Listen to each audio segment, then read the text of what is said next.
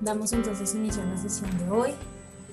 Ya creo que dimos un tiempo prudente para las personas que aún no habían ingresado, pero yo creo que ya podemos hacerlo. Bueno, muchísimas gracias por su pregunta, ya mucho mejor. Sí, muchísimas gracias, Angélica, y sé que, bueno, varias personas también por allí que están escribiendo y que previamente me habían escrito, les agradezco mucho pues su interés, ya mucho mejor. Les envío un abrazo fuerte a todos. Tenemos allí una clase entonces pendiente, como les dije en el chat. Hoy hablaríamos de cómo se recuperaría y en sí pues lo que hacemos es alargar una clase más. Entonces al final del diplomado pues tendríamos una clase extra que sería la del sábado que no pudimos tener y pues así tendríamos el tiempo perfectamente organizado para poder ver todas las temáticas, ¿ok? Muchas gracias, Ana, Betsy, Angie. Y por allí, Gilberto, bienvenido. Bienvenido a este diplomado. A las personas que recién se conectan y se están incorporando al diplomado, pues les damos la bienvenida. Ya vamos un tiempito en clases. Pueden verlas todas y las que hemos hecho en el canal de YouTube. Cómo se les ha enviado a los grupos. A las personas que acaban de ingresar, les pedimos que hablen con el coordinador para que los una a alguno de los grupos de psicología clínica. Hay varios grupos, no tienen que estar en todos, se envía la información exactamente igual a todos los grupos y por eso pues es mejor que estén solamente en uno para que no tengan pues todas las notificaciones, ¿ok? Muchas gracias. Cristín, Fernanda, muchas gracias. Un abrazo también para todos. Bueno, creo que ya quedó claro la última clase, entonces alargamos una más y así pues retomaríamos como tal el tiempo y terminaríamos las temáticas de una manera adecuada. Ok, ahí no habría ningún inconveniente. Muchas gracias, Daisy. Bueno, para quienes me preguntan, vamos aún en el primer módulo. Ya hoy finalizamos este primer módulo, van a tener su primera tarea.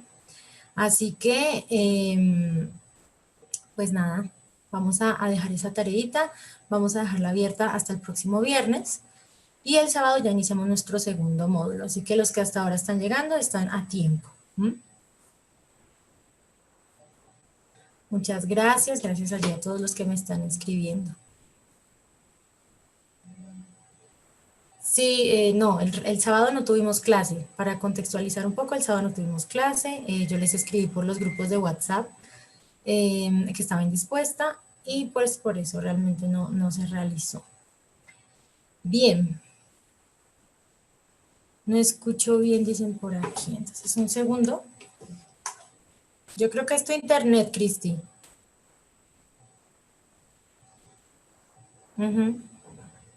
Sí, yo creería que es tu internet. Un segundo les escribo a las personas que tienen un problema allí de conexión y ya iniciamos.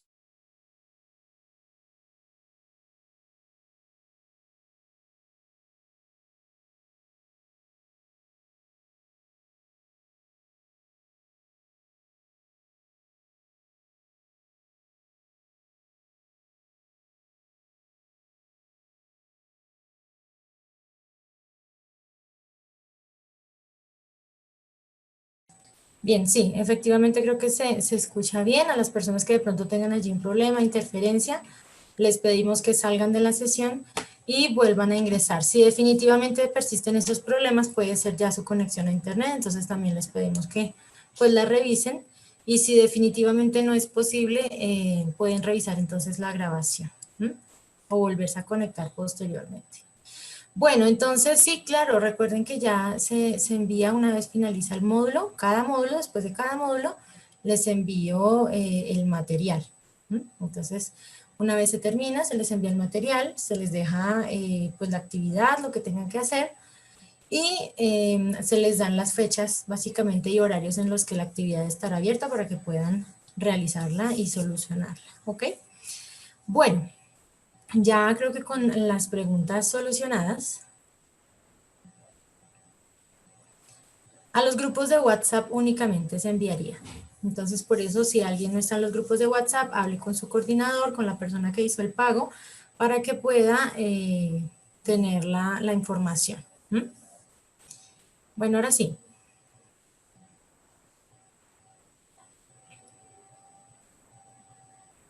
Todo se los envió al grupo de WhatsApp. El módulo, las lecturas, videos que tal vez sean importantes, ¿ok? Todo se los envió al WhatsApp.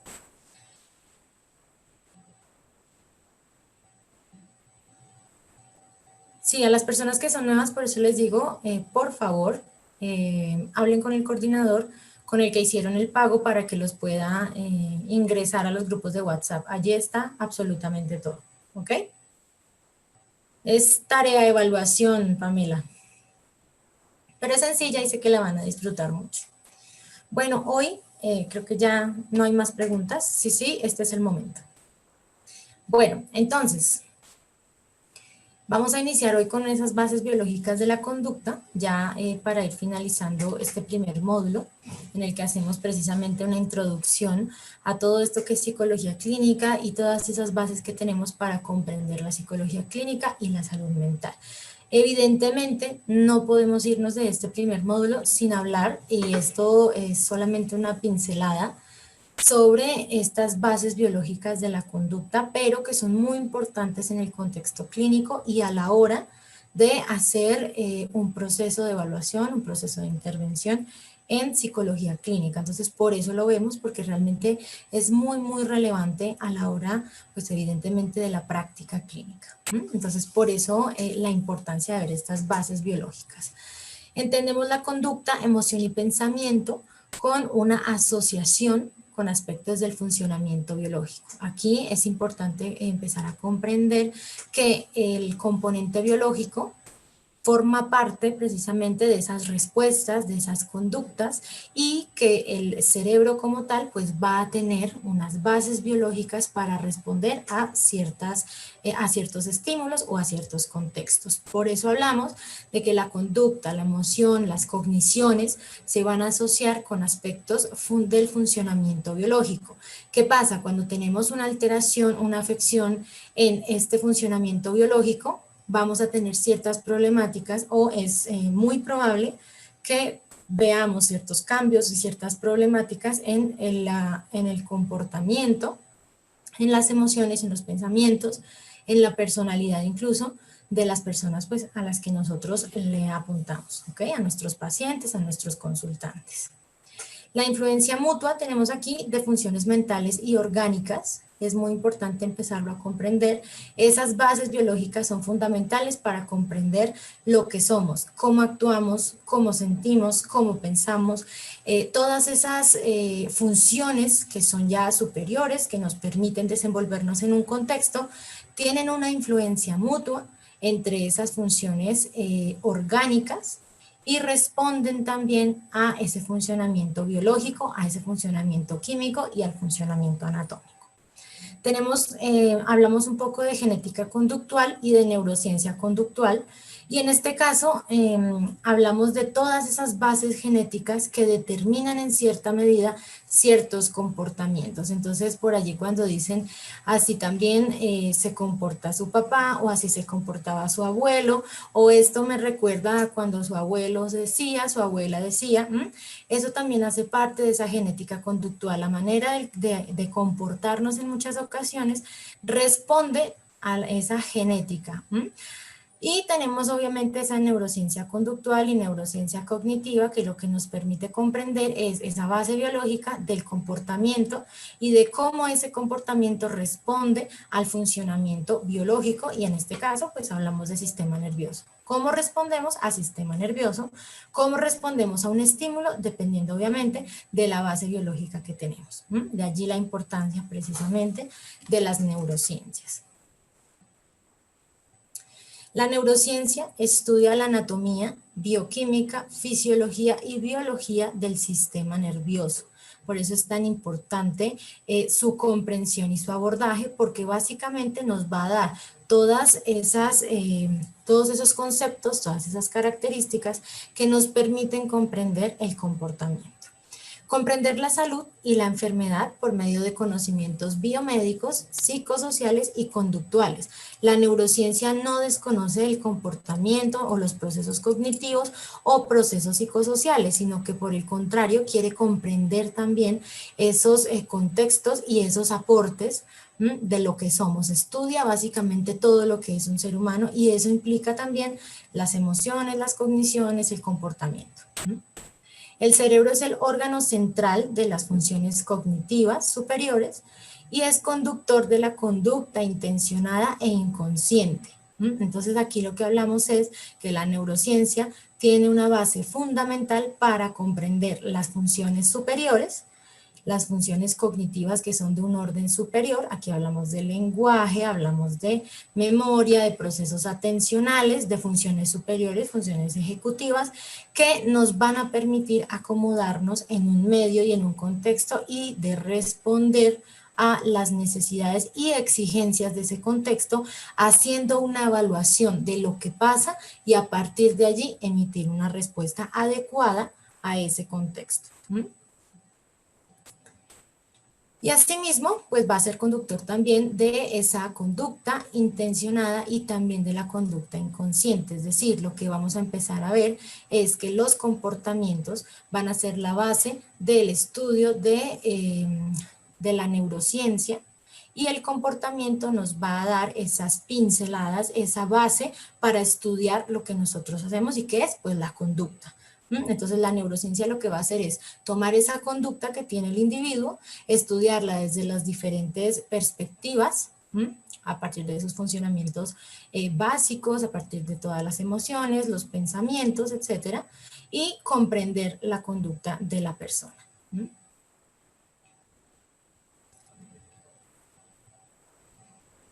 Un segundo, reviso el chat por acá.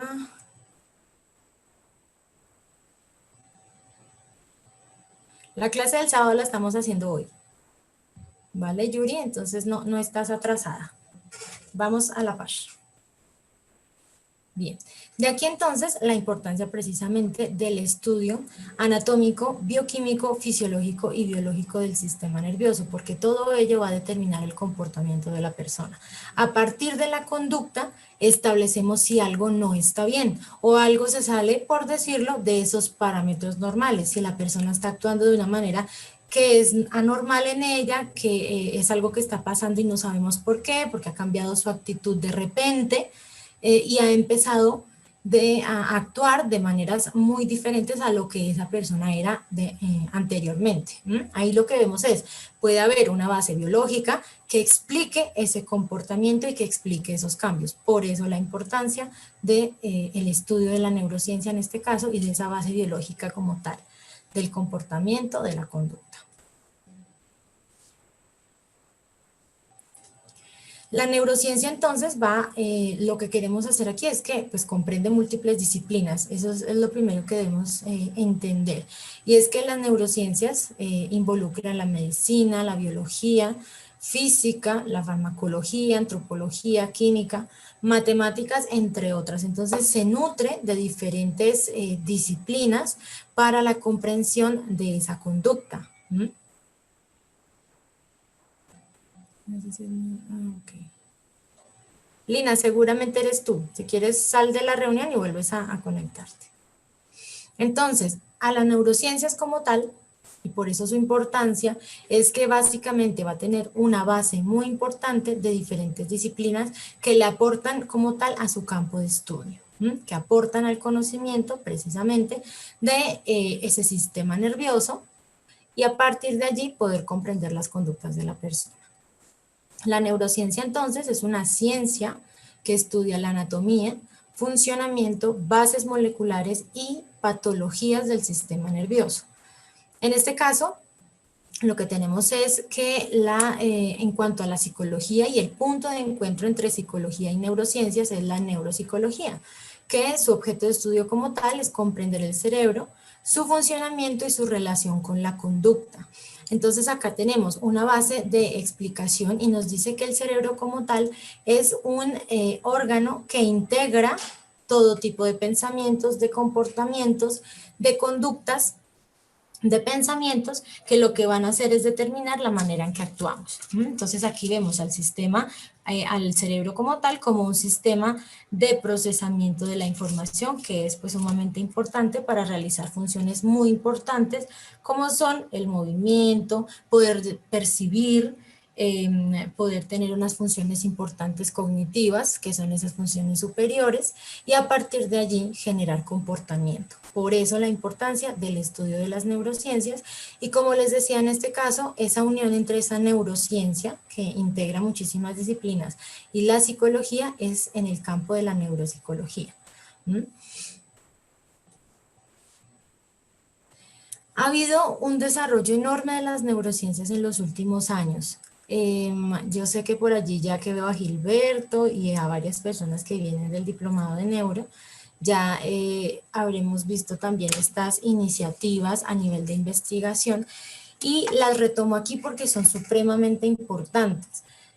Las neurociencias como tal han tenido un avance impresionante en prácticamente los últimos 50 años. Antes habíamos tenido muchísimas investigaciones, muchísimos estudios, claro que sí, pero hace 50 años se potenció muchísimo más la investigación y se optimizó la investigación en el campo de las neurociencias y de comprender esa conducta del ser humano, a qué responde y a qué bases biológicas va a responder un comportamiento específico.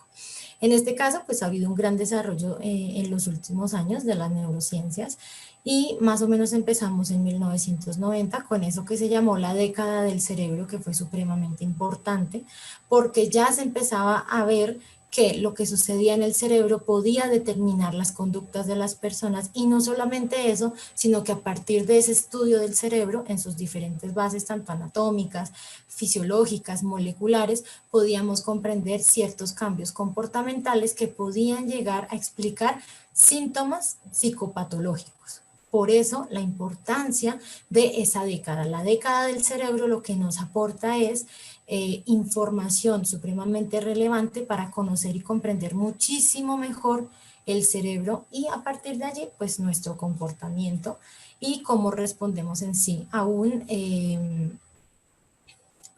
ya revisa el chat, y cómo respondemos a un estímulo específico en un contexto específico. Podemos en algún caso tener un estímulo igual, pero el contexto determina cómo nosotros vamos a responder. No es lo mismo un estímulo en el contexto, por ejemplo, familiar, en un contexto en donde pues tenemos mucho más confianza, a un contexto, por ejemplo, laboral. Entonces sí, tenemos por ejemplo un momento de tristeza en casa, pues en casa sabemos que podemos llorar. En ese contexto, por ejemplo, podemos llorar, podemos tal vez no hablar con nadie, estar un poco ensimismados, pero tal vez en un contexto laboral o en un contexto, por ejemplo, con amigos, esa respuesta no va a ser adecuada. Y en ese caso, por ejemplo, actúa esa inhibición. Yo inhibo una respuesta específica y no emito una conducta que para ese contexto es inapropiada.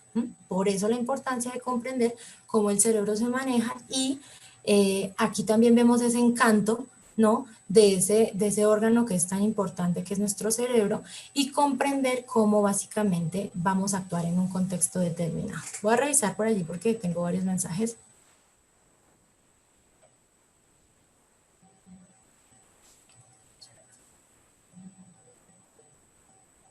Bueno, ok, sí, Adriana, vale.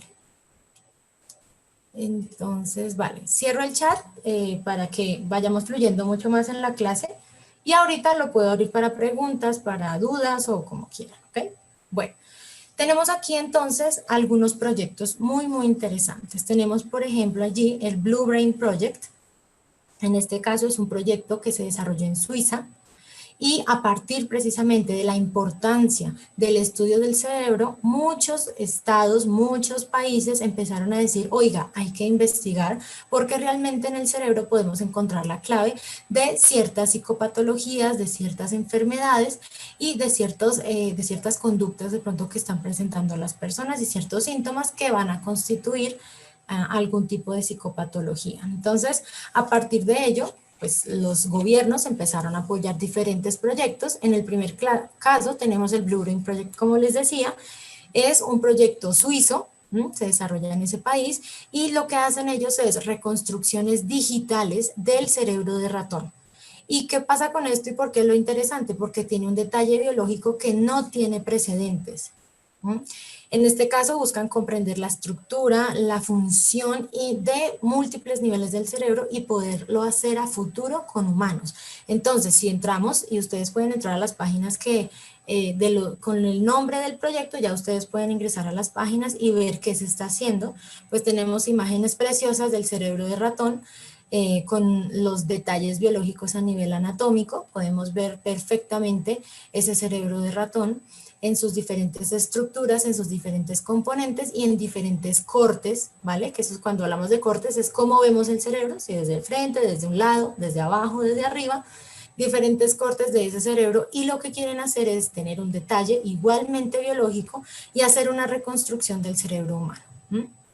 Tenemos el Human Brain Project también, que es una colaboración de varios países, en este caso de la Unión Europea, y su objetivo es reproducir tecnológicamente las características del cerebro humano para conseguir, pues evidentemente, avances tanto en medicina como en neurociencias que puedan ayudar a mejorar la calidad de vida de ciertos pacientes con alguna afección neurológica y asimismo con algún tipo de psicopatología que afecte evidentemente ciertas conductas, comportamientos y que den origen a algún tipo de trastorno. En este caso lo que hacen es una simulación cerebral, y lo que quieren hacer es que a partir de esa simulación del cerebro podamos comprender un poco mejor de cómo funciona. Tenemos también otro proyecto que es el Human Connectome, que es el conectoma humano, básicamente el proyecto de conectoma, que es supremamente interesante y marca una pauta importante, y es que actualmente ya no tenemos esa postura localizacionista, es decir, una estructura es responsable de una función. Sabemos que, por ejemplo, el hipocampo está relacionado con la memoria, claro que sí, pero no significa que en el proceso de memoria solamente el hipocampo participe. Con el proyecto de Conectoma lo que se ha logrado ver es cuántas estructuras y cuántas redes se conectan para poder generar un comportamiento, para poder tener lenguaje, para poder producir también ese lenguaje, para poder tener atención, para poder generar ciertas funciones que ya pues evidentemente son superiores. Este proyecto es un proyecto de Estados Unidos y con él pues quieren básicamente hacer un mapeo de red. Entonces quieren conectar y ver cómo funciona esa conectividad anatómica y esa conectividad funcional en el cerebro humano. Sano, obviamente, y facilitar así datos para la investigación de trastornos cerebrales. Entonces muchas veces tomamos de ese cerebro enfermo y lo comparamos con el cerebro sano y vemos qué es lo que pasa, por ejemplo, en las demencias o en el Alzheimer. Entonces vemos que hay una degeneración evidente en el Alzheimer, y si lo comparamos con sujetos sanos sabemos que hay una reducción, por ejemplo, en el volumen de la masa cerebral. Entonces, en este proyecto de Conectoma, lo que tenemos es que quieren navegar por el cerebro, hacer una compilación de datos neuronales y hacer una interfaz para navegar gráficamente por todo ese conectoma, comprender qué es lo que pasa. Entonces, a nivel general, a nivel estructural y a nivel de conexión, vamos a saber y a conocer qué es lo que pasa en el cerebro cuando escribimos, cuando leemos, cuando cantamos, cuando pensamos, cuando nos movemos, etc. Entonces, a partir de ese conectoma también comprendemos y dejamos de lado un poco esa postura localizacionista y comprendemos que varias áreas, varias estructuras están integradas y participan en funciones específicas. Y tenemos Brain Initiative, que el Brain Initiative lo da Barack Obama en 2013, dando un aporte de $300 millones inicialmente para el proyecto. Aquí sí lo ven, y bueno, obviamente estos proyectos tienen un aporte económico bastante importante, y aquí estamos hablando de $300 millones, y en los demás hablamos de millones de euros. ¿Por qué? Porque la tecnología necesaria para desarrollar este tipo de proyectos pues son muy costosas, tanto la tecnología como los profesionales que hacen ese abordaje tan importante. Entonces todo eso tiene un costo pues bastante importante, y los gobiernos pues ya determinan qué cantidad de dinero puede llegar a dirigirse a ese tipo de proyectos. Como se declara la década del cerebro y a partir de todos estos proyectos, entre otros, que ya se habían analizado, pues Barack Obama dice allí en 2013 y por ello inicia esta iniciativa de este presidente, y es que nos dice, conocemos incluso qué tan lejos están las galaxias, hemos llegado al espacio, sabemos perfectamente medir las ondas, medir diferentes características físicas, pero no tenemos ni idea todavía y a profundidad de qué es lo que tenemos dentro del cráneo. ¿Qué es lo que tenemos entre los dos oídos? No tenemos idea muy bien de cómo funciona. Por ello, pues en ese año, en 2013, inicia el Brain Initiative, que lo que nos da es cómo las células individuales y los circuitos neuronales van a interactuar. Entonces aquí lo que hacen es un mapa de la actividad de cada neurona en el cerebro humano, que evidentemente pues es un tema muy complejo, y quieren así pues revolucionar esa comprensión del cerebro humano. Tenemos iniciativas de que con 10.000 computadores quieren generar la actividad de una sola neurona, así que ustedes imagínense el impacto que tiene, por ejemplo, ese tipo de proyectos.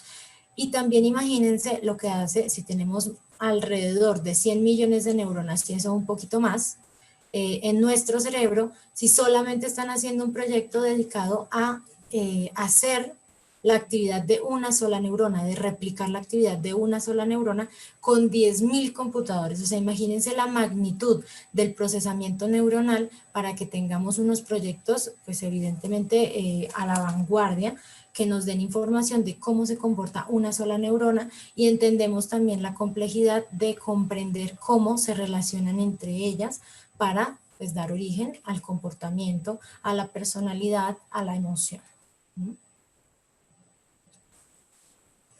Con el nombre de cada uno pueden ingresar a las páginas.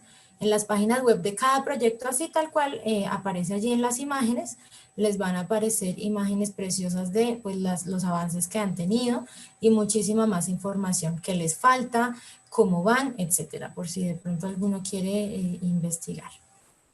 Aquí también es importante resaltar que no todo es neuro.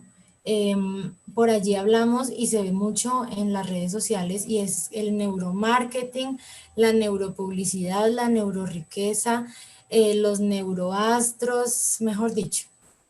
En este caso, no todo es neuro. ¿Qué es lo que pasa? Que hay diferentes marcas que quieren dar cierta validez a su producto, y cuando anteponen la palabra neuro a su producto, pues muchas personas, evidentemente en medio de su desconocimiento, pues acuden a ese producto o compran ese producto pensando que tiene una base investigativa, una base de investigación y de práctica bastante importante, cuando realmente eso no sucede.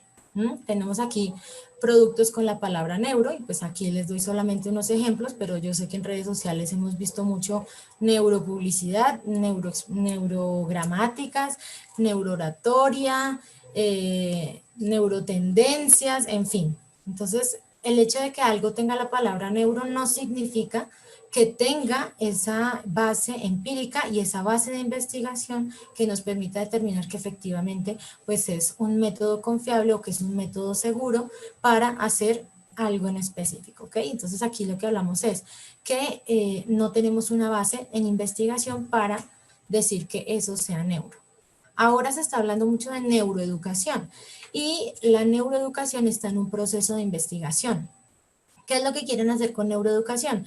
Y es investigar esas bases del aprendizaje, cómo los niños, cómo aprendemos los seres humanos, y en ese caso están ya adelantando procesos de investigación muy importantes que están teniendo unas bases empíricas importantes. Está en proceso, está en desarrollo, y es una de esas neuros, ¿no?, que han aparecido en los últimos años por la popularidad del tema. Y es una de esas neuros que realmente ha adelantado procesos de investigación y tiene un objetivo claro, y es precisamente comprender cómo es ese proceso educativo, cómo es el proceso de aprendizaje, cómo es el proceso de enseñanza y la mejor manera para enseñarle a los niños, a los jóvenes y bueno, en diferentes etapas de la vida. En ese caso tenemos una base empírica y podemos decir que si continúa la investigación podemos llegar a tener allí una ramita como tal de las neurociencias que se centra específicamente en esos procesos de aprendizaje. Pero lo demás son pseudociencias y básicamente son solo publicidad. Bueno, tenemos un avance importante en la neuroimagen y por eso les decía que recién hace 50 años, pues empezamos a ver el cerebro mucho más a profundidad. ¿Qué pasó antes y cómo conocíamos las neuronas? Porque las neuronas las conocimos hace muchísimos años con un método de tinción, que es el método de tinción de Golgi, que lo vemos allí en la imagen superior derecha, que fueron esas primeras imágenes que tuvimos de cómo era una neurona. Se vio en tejido cerebral una tinción específica que tenía el soma, y algunas ramificaciones dendríticas y algunos axones. Evidentemente, y no sabemos por qué, con la tinción de Golgi no se tiñó absolutamente toda la red neural, sino solamente algunas zonas. Lo que vemos allí en blanco no es que no haya neuronas, sino que la tinción realmente no logra cubrirlo todo. ¿Qué pasa si la tinción hubiera logrado cubrirlo todo? Esa imagen sería completamente negra, porque tenemos en el cerebro una densidad a nivel neuronal, que la neurona es la unidad básica del sistema nervioso, y es que hay tanta densidad que efectivamente no podríamos ver una imagen de este tipo si la tinción hubiera sido para todas las neuronas que estaban en ese espacio. Entonces, por eso la tinción de Golgi marca un hito importante en la comprensión de esas estructuras que básicamente son las responsables de la transmisión de los mensajes, de la recepción de la información, del análisis de esa información. Esa fue casi la primera imagen que tuvimos de estas estructuras tan importantes. Se decía por eso, estos eran métodos cuando la persona ya había fallecido, ¿no? Entonces, cuando la persona ya había fallecido, se hacían este tipo de estudios, y anteriormente se utilizaba mucho la trepanación. Con las trepanaciones lo que hacían era identificar ciertas zonas, ciertas áreas. Creo que ya muchos sabemos qué significa el tema de las trepanaciones, y con esos pequeños agujeros que se hacían en el cráneo, más o menos podían tener acceso al tejido cerebral. Pero sin causar ningún daño, pues era prácticamente imposible. Por eso decíamos anteriormente que el cerebro era la caja negra, porque claro, sabíamos que tenía muchísimas funciones muy importantes, pero no se podía estudiar a fondo. Allí el hito de la neuroimagen, y es que la neuroimagen depende de los avances en física que se vayan dando.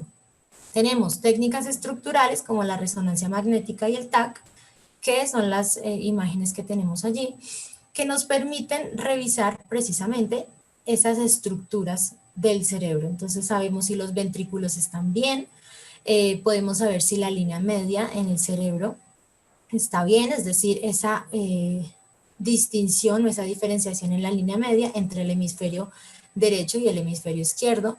Podemos ver allí la materia gris, la materia blanca, y en este tipo de técnicas de neuroimagen podemos ver algún tipo de lesión.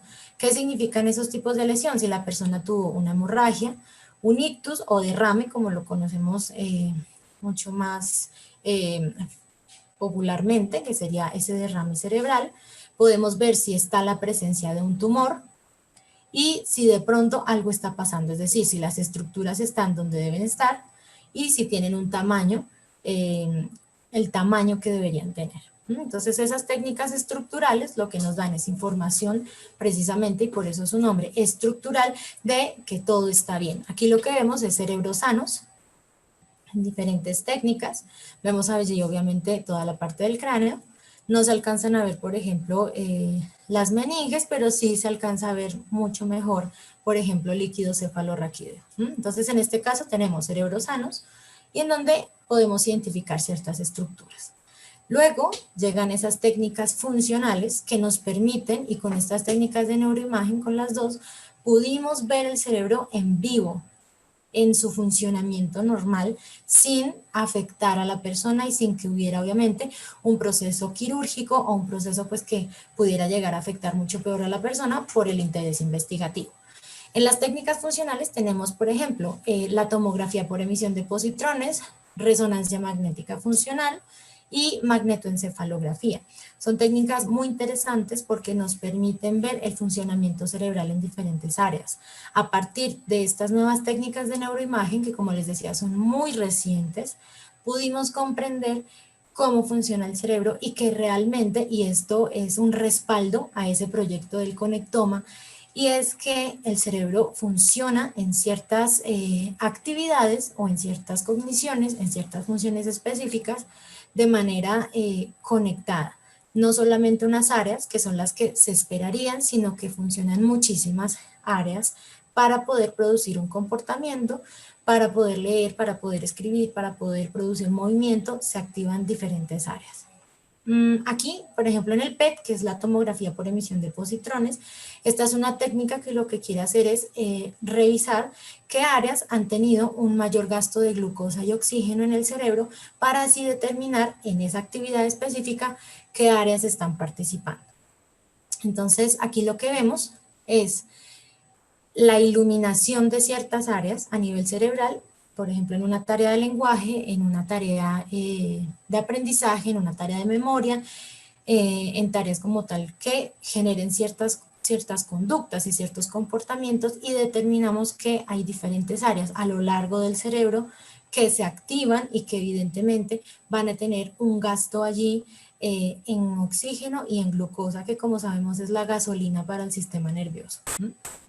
Con estas técnicas ya pudimos comprender esos procesos cognitivos en tiempo real. Entonces ya los empezábamos a ver, cómo se veía el lenguaje en el cerebro, cómo comprendemos el lenguaje. Y por eso, pues empezamos a también entender el procesamiento de las palabras. Empezamos a entender, y a partir de esa investigación con estas técnicas de neuroimagen, que cuando se escucha una palabra se activan ciertas áreas, cuando se produce el vocabulario, el lenguaje como tal, se activan otras áreas, que cuando estamos viendo, por ejemplo, a nivel de lectura, se activan otras áreas y en fin, ¿no? Allí vemos activación de cortezas cerebrales, activación de ciertos hemisferios, activación de ciertas zonas, tanto corticales, que es lo más exterior, y subcorticales, que son todas esas áreas básicamente que nos ayudan a integrar ciertos procesos y bueno, obviamente van a tener otras funciones. Con estas técnicas de neuroimagen, eso es lo que pudimos comprender y a partir de ellas, pues entender mucho más a fondo la conducta humana también.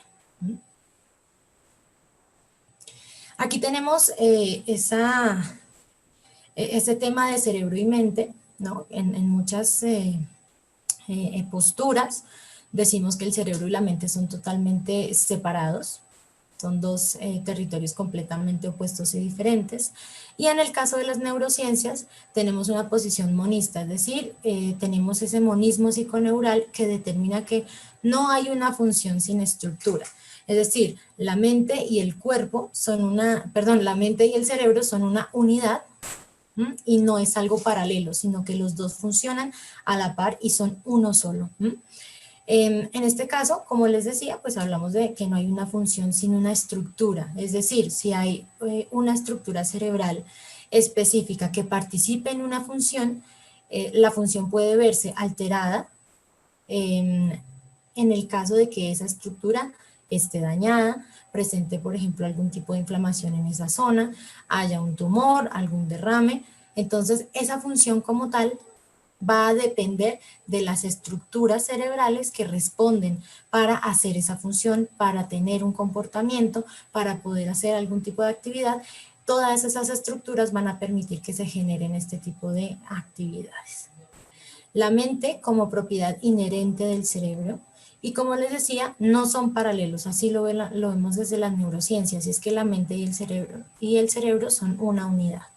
Y tenemos una alteración mental que implica alteración en el funcionamiento cerebral. ¿Qué decimos y comprendemos desde las neurociencias? Y es que hay ciertas psicopatologías o algunas alteraciones en el funcionamiento cerebral que se van a ver en la conducta, en el comportamiento. Entonces, por ejemplo, cambios en la personalidad, como les decía, muy agresivos, como muy de repente, pueden llegar a ser producto de una alteración en el funcionamiento cerebral. Ejemplo, un tumor o algún accidente cerebrovascular, etc. Aquí recordamos, por ejemplo, el caso de Phineas Cage, no sé si lo conocen, pero si todos somos psicólogos, yo sé que en algún momento nos enseñaron el caso de Phineas Gage. Entonces recuerden que Phineas básicamente era un trabajador, él estaba trabajando en el ferrocarril, si no estoy mal, y estaba poniendo una carga explosiva en una zona. ¿Qué pasó? Cuando eso explotó, pues una de esas barras de metal traspasó el lóbulo frontal de Phineas al lado izquierdo, y eso produjo cambios importantes, por ejemplo, en su personalidad. Entonces era una persona totalmente diferente a lo que después del accidente pues resultó siendo. Entonces allí lo que encontramos es que efectivamente hay una alteración en personalidad, hay una alteración en comportamiento, y esto está explicado por alteración en el funcionamiento cerebral. O por la falta también de alguna estructura o por el daño en alguna de esas estructuras, que es también lo que vemos en enfermedades neurodegenerativas. Cuando tenemos enfermedades neurodegenerativas, las estructuras y como tal esa masa cerebral va a tener unos cambios en volumen, va a tener unos cambios allí importantes, y por ejemplo hay muerte celular, pues esas partes, esas zonas del cerebro se van a llenar de líquido cefalorraquídeo, y evidentemente las funciones que esa estructura o que esa zona del cerebro llevaba a cabo o ayudaba a llevar a cabo, era partícipe de ellas, pues se van a ver afectadas. Hasta aquí preguntas. Ya les activo el chat.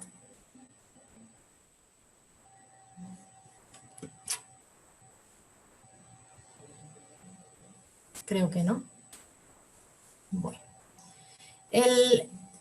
En cuanto a la neurociencia, hablamos de un componente importante que es la epigenética. La epigenética es un concepto pues muy novedoso y nos habla de la experiencia y de que esa experiencia va a modificar la expresión de los genes, es decir, hay una activación o desactivación de ciertos genes. Por eso cuando tenemos esa pregunta así,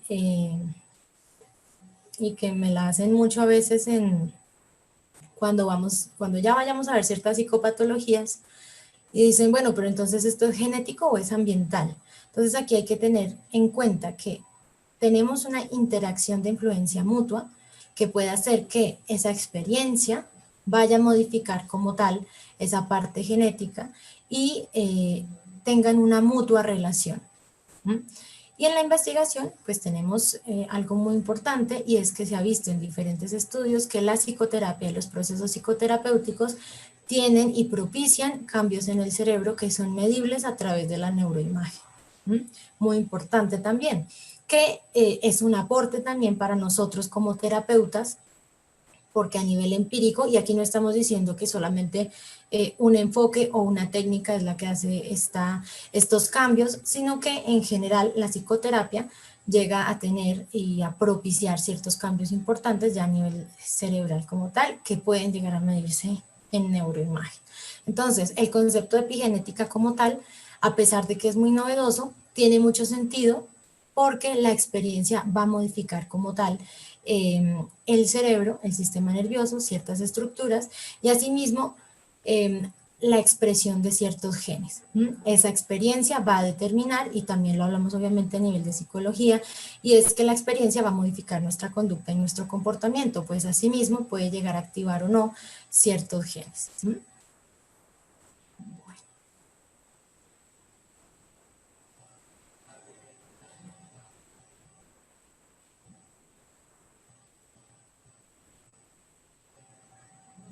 Sí, Gilberto, es muy importante que se puedan allí medir esos cambios, y lo hemos visto también en neuroimagen. En estudios de neuroimagen precisamente se ha visto esos cambios también cerebrales producto de la psicoterapia. A ver.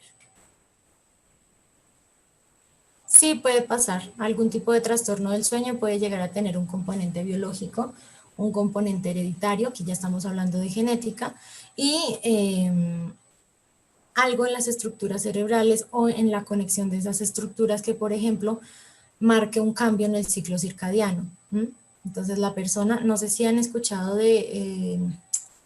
no me acuerdo, creo que se llama el síndrome de Cenicienta, no sé si lo han visto, pero se ha estudiado en una chica que básicamente duerme casi que todo el día y ella está ahí y de repente cae profundamente dormida. Ahí lo que vemos es que evidentemente a nivel cerebral hay algo que está pasando a nivel ya sea molecular, a nivel eléctrico, porque recuerden que las neuronas también tienen ese componente eléctrico, y a nivel químico que puede estar sucediendo para que la persona pueda llegar a tener algún tipo de trastorno del sueño. Entonces sí, claro que sí se puede explicar un trastorno del sueño a partir de un componente biológico.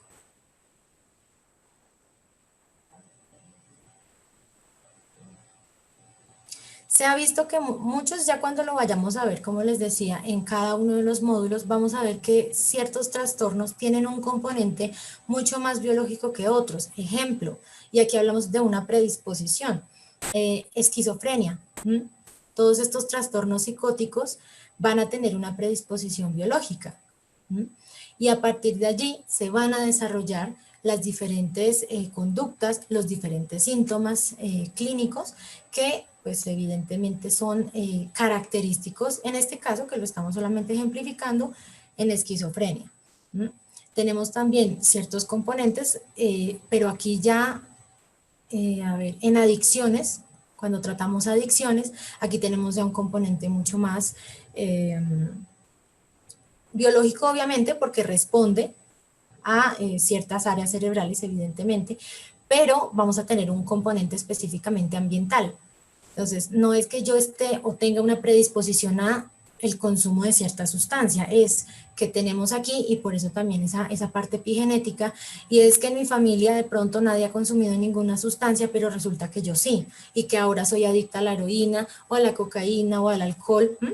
Entonces, no significa que todos los trastornos tengan como tal una base biológica, es decir, todos son explicados por esa base, no, sino que hay ciertos trastornos que tienen un porcentaje más alto a nivel biológico, molecular, fisiológico, que explica los síntomas de ese trastorno a otros. ¿Mm? En la depresión también vemos un componente biológico importante, pero no tan representativo, por ejemplo, como la esquizofrenia. Entonces, a medida que vayamos avanzando en los módulos, vamos a ver cómo van a ser esas bases biológicas en cada una de las psicopatologías que nosotros vayamos estudiando. ¿Mm? Sí, Luis Carlos, cuando hay muerte celular, que aquí estamos hablando y lo vemos mucho en neuroimagen, y es que cuando hay una zona, y les ejemplifico mucho Alzheimer, porque es que Alzheimer es evidente cuando hay muerte celular en ciertas zonas. Puede haber también muerte celular por un accidente cerebrovascular, cuando hay sangre, cuando la sangre está presente en la materia cerebral como tal, puede llegar a haber muerte celular porque la sangre no pertenece al entorno de el sistema nervioso como tal. O sea, de la materia cerebral como tal, la sangre no debe estar ahí, por eso tenemos una barrera hematoencefálica que aísla la sangre y que lo que hace es sacar los nutrientes que necesitan las neuronas para poder funcionar. Pero cuando la sangre, por algún motivo, algún accidente, por ejemplo, un traumatismo craneoencefálico, ingresa a la materia cerebral, esa entre más tiempo, porque la sangre es tóxica para el cerebro, entre más tiempo la sangre esté allí presente, más facilidad hay de que se produzca muerte celular. ¿Mm?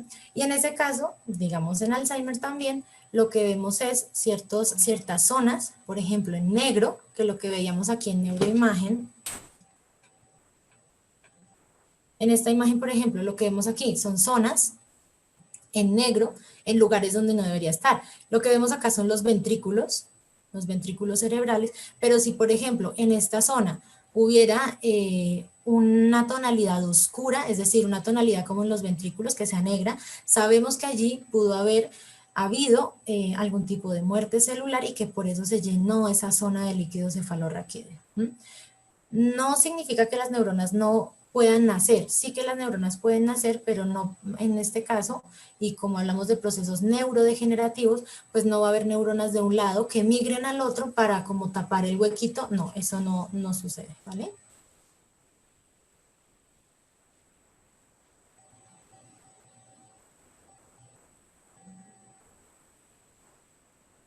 No, Linda, bueno, ya hablamos de ese tema, pero Pero no, en general ustedes no tienen que hacer ningún trabajo escrito que deban enviar, no. Siempre se les envían evaluaciones o textos para revisar e inmediatamente, una vez los finalizan, se genera su calificación. Pero como tal, ustedes trabajos en grupo, trabajos escritos, informes, no, no van a tener que hacer. Angie, por eso hablamos aquí que a partir de la neurociencia lo vemos como una unidad, es decir, la mente no puede existir sin el cerebro y el cerebro obviamente no puede existir sin la mente. Por eso hablamos desde la neurociencia que son una unidad. ¿Mm? Y se explica que no hay una función específica sin la estructura. No vamos a tener emoción, si lo hablamos desde ese punto, sin las estructuras que nos permitan tener esas emociones. No podemos tener cogniciones sin las estructuras y las redes neuronales que nos permitan tener esos procesos. Entonces aquí lo vemos como uno. Más allá de que la mente sea una estructura, la mente básicamente es un concepto que reúne el todo también, que reúne tanto la parte biológica, que es a nivel cerebral, como todo lo demás pues, que nos hace ser humanos.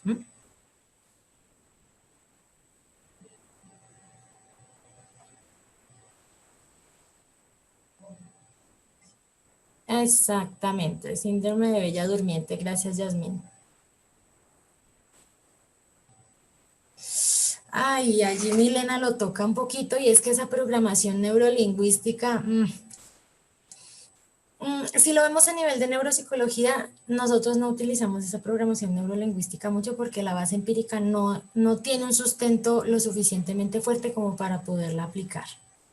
Entonces, en este momento, si ellos, obviamente, si las personas que hacen programación neurolingüística y defienden pues su postura como tal de este programa, tienen un proceso investigativo extenso que demuestra efectivamente que este tipo de programación neurolingüística tiene un proceso biológico, un proceso neuroanatómico, neuropsicológico válido, puede llegar a aplicarse en el futuro, pero en este momento realmente no es que tenga tanto bagaje y no tiene una base empírica lo suficientemente fuerte como para poderlo aplicar. Y muchas veces también se dice que pues esa programación neurolingüística realmente no es que sirva de mucho. O sea, la experiencia también nos dice que no, en la aplicación de este tipo de programas, no está sustentado con la experiencia de los pacientes que realmente marque una diferencia importante.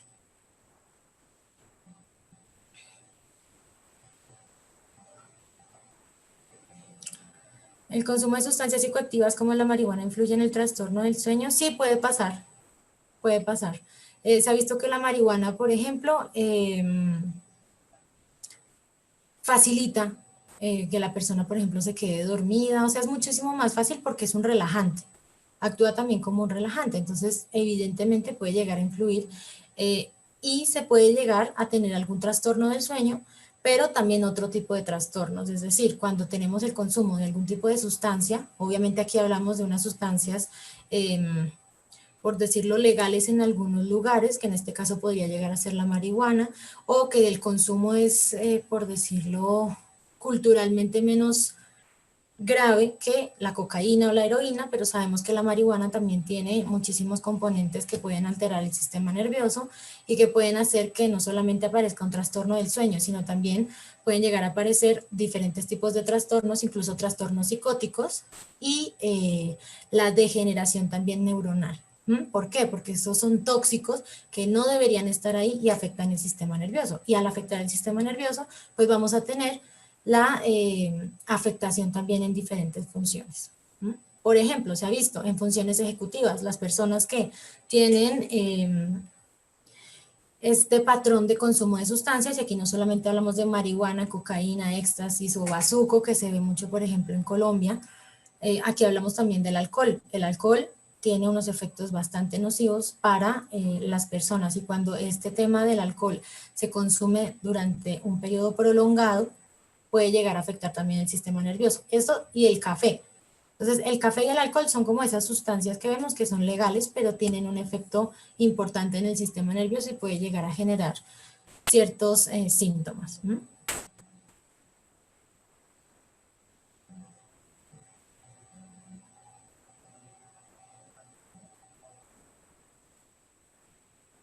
En general, depende de dónde sea, Alejandra. Depende de dónde sea la lesión, dónde se haya producido esa muerte celular. Si se produjo, por ejemplo, en una estructura subcortical como el tálamo, sabemos que el tálamo es un integrador. El tálamo recibe información y la envía también a donde debe ser. Es como el peaje, ¿ok? Entonces recibe información y a partir de allí permite el traslado de esa información a donde corresponda. Entonces integra esa información. Si hay muerte celular en el tálamo, podemos tener, por ejemplo, afecciones en el sistema visual, ¿m? O afecciones en otro tipo de funciones. Eso depende de dónde sea esa muerte celular. Si es en corteza, en una corteza motora, por ejemplo, vamos a ver ciertos problemas de movimiento. Si es en corteza a nivel perceptual, entonces vamos a tener ciertas problemáticas para todo el tema de sensopercepción. Eso depende de dónde sea el daño. ¿Mm?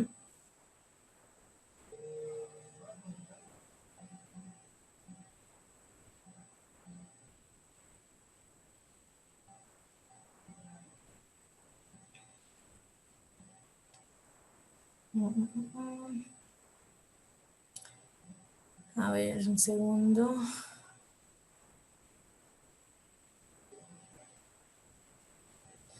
Sí, Gilberto, es que yo, de verdad que si lo vemos a nivel empírico, la programación neurolingüística no, o sea, realmente no tiene ni siquiera una base fuerte y que realmente sustente ese tipo de práctica, entonces realmente no. Bueno, ya lo iremos hablando, tranquilos que recuerden que tenemos un módulo entero de adicciones, entonces en ese punto pues lo hablaremos. Bueno, por allí hablaban de la actividad sexual, de eso es la tarea de hoy. Ahí se los van a explicar. Bueno, sistema nervioso. Este es un resumen, pero full del sistema nervioso. Ustedes no se imaginan, esto es un resumen, mejor dicho, súper general y una súper pincelada de lo que es el sistema nervioso. El sistema nervioso como tal, sabemos que las unidades básicas son las neuronas y las células gliales. Las células gliales que le van a dar soporte a ese sistema nervioso, a esas neuronas. La neurona entendida como ese centro integrador de la información, esto es solamente un repasito, yo sé que ya muchos vimos neurociencias, pero es un repaso nada más. Va a recibir, integrar y transmitir información. ¿Qué vemos allí? Que yo sé que a todos nos enseñaron así la estructura celular del sistema nervioso, la típica imagen de la neurona, que es la que vemos allí a nivel superior izquierdo, que vemos evidentemente el soma, las ramificaciones dendríticas, el núcleo, el axón y las terminales nerviosas, ¿vale? Entonces aquí lo que vemos en esta imagen en amarillo ya son, digamos, neuronas más reales, por decirlo así. Las neuronas tienen diferentes tipos, son de diferentes tipos y tienen diferentes formas. Nos la enseñan así, sí, también existen así las neuronas, obviamente, pero hay neuronas de este tipo de estructuras. La estructura de las células cerebelosas a mí me parecen muy bonitas porque son como ramificaciones. Entonces aquí vemos obviamente que tenemos el cuerpo celular, el soma, el axón por aquí, pero que las ramificaciones dendríticas son masivas, ¿m? En el caso del cerebelo. ¿Por qué son masivas? Porque es que recuerden que el cerebelo también el cerebelo involucra procesos de movimiento que son muy importantes, de equilibrio. ¿M? Entonces todos esos procesos requieren de ramificaciones dendríticas que viajen rápidamente con esa información para producir esas respuestas de movimiento. ¿M? No solamente el cerebelo, obviamente corteza motora, cortezas de asociación, etc. Y tenemos aquí unas células preciosas también del hipocampo, que son también diferentes, tenemos allí el cuerpo celular, y vemos ramificaciones dendríticas a lo largo de la célula, y por supuesto su axón. Entonces, no solamente son así, obviamente, sino que la neurona en su estructura va a ser también diferente, en diferentes ramificaciones, en formas, en funciones. Entonces, básicamente esa es su estructura a nivel anatómico. Y tenemos también unas células de apoyo que se encargan de tareas auxiliares. Entonces, tenemos los astrocitos, oligodendrocitos, células de Schwann y microglía. Tenemos allí entonces a los astrocitos, que son obviamente muy importantes, porque son las células gliales, primero, más abundantes en el cerebro. que hay en el sistema nervioso, perdón, en general. Y son células que van a tener una forma estrellada y emiten básicamente prolongaciones para permitir separar el tejido nervioso del resto de los tejidos del cuerpo, ¿vale? Es decir, que las prolongaciones de los astrocitos forman también esa barrera hematoencefálica, que es esa barrera que básicamente cubre o protege el sistema nervioso de cualquier infección o de cualquier cosa que no deba estar ahí, por ejemplo la sangre. Entonces esos astrocitos son como ese pegamento que mantiene la materia celular y la materia cerebral como tal en donde le corresponde. Y aparte, forma parte también de esa barrera hematoencefálica, haciendo que nada tóxico o nada que pueda dañar el medio homeostático, es decir, de equilibrio que tiene el sistema nervioso, pueda llegar a afectar y producir, pues obviamente, consecuencias muy, muy importantes. Tenemos también a los oligodendrocitos y las células de Schwann, que como tal van a generar esas vainas de mielina. Las vainas de mielina son esto amarillito que vemos allí, que lo que hace básicamente son coberturas de grasa de la neurona que permiten que la información sea mucho más rápida. Entonces, si yo estoy prendiendo una fogata y resulta que el fuego cayó en mi mano, no voy a esperar a que yo sienta el dolor y a que haga todo y decir, ¡ay! Tengo que quitarme el fuego de la mano. No, aquí hablamos de reflejos, estamos hablando de respuestas muy rápidas y por eso necesitamos, por ejemplo, allí esas vainas de mielina, porque necesitamos respuestas rápidas para que físicamente pues no tengamos ningún daño en ese caso. Y las células de Schwann hacen exactamente el mismo proceso, que básicamente es producir esas vainas de mielina, pero en el sistema nervioso periférico. Los oligodendrocitos lo harán en el sistema nervioso central y las células de Schwann en el sistema nervioso periférico. Y ya tenemos allí la microglía, que la microglía viene del linaje de la sangre, ella está allí dormidita, tranquila, y si algo sucede, pues esa microglía lo que hará es, por decir, atacar el problema o intervenir. Entonces se activa, por ejemplo, cuando hay procesos de lesión cerebral, que era lo que hablábamos hace un momento. Y se van a especializar específicamente en esa defensa del sistema nervioso por si algo sucede, por si algo no debe estar ahí, por si de pronto hay algún tipo de infección o algo que no debe estar ahí, pues la microglía lo que hace precisamente es ayudar a dar ese soporte a nivel de protección de las células, que son lo más importante. Y tenemos en el sistema nervioso, obviamente, una división importante en sistema nervioso central y sistema nervioso periférico.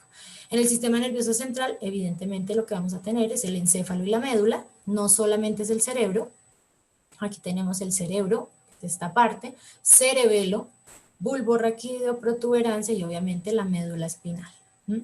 ¿Por qué estudiamos tanto en solamente aquí un ejemplo, la médula espinal? Porque entre más arriba, por ejemplo en las cervicales, si pasa un accidente, pues vamos a tener, o si hay una ruptura en esos nervios o en esa médula espinal, lo que vamos a tener es una afección mucho más grave. Entonces la persona puede perder el movimiento y la sensibilidad o disminuir el movimiento y la sensibilidad a partir del lugar de la lesión. Por eso hablamos que entre más arriba, más grave la lesión y más efectos y dificultades y evidentemente discapacidad va a producir. Por eso la importancia de estudiar también ese sistema nervioso central. En este caso, el sistema nervioso central lo que va a hacer, y por eso es tan importante, y es que va a mediar la conducta. El comportamiento como tal es lo que el sistema nervioso central va a mediar. Y tenemos sistema nervioso periférico, dividido en sistema nervioso somático y sistema nervioso autónomo. El sistema nervioso somático va a transmitir la sensibilidad y va a producir los movimientos. En este caso tenemos, por ejemplo, los nervios craneales y los nervios espinales, que ante una lesión de nervios espinales, por ejemplo, es lo que pasa lo que les comentaba, y es que va a haber una lesión de ahí hacia abajo. Y tenemos el sistema nervioso autónomo, que básicamente va a equilibrar las funciones internas, y tiene dos divisiones, división simpática, que se va a encargar de toda esa parte de alerta, ¿no? Y la división parasimpática, que básicamente tiene esa función tranquilizadora. ¿Vale? Esto lo estudiamos y por eso la importancia de la neurociencia, y es comprender a partir, porque es lo que nosotros también vemos, es el comportamiento, esa demostración que tenemos de lo que está pasando con la persona es el comportamiento.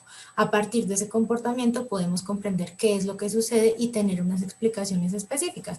En este caso, si algo pasa con la persona a nivel biológico, es decir, a nivel del sistema nervioso, podemos explicar que algo está pasando o que la base fundamental de algún tipo de trastorno pues tiene una base ya sea genética, biológica o algún tipo de daño que produjo ese comportamiento.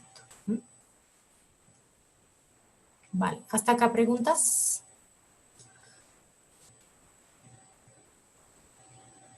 Esto es un resumen full, ¿no? Porque obviamente aquí nos falta muchísimo tema.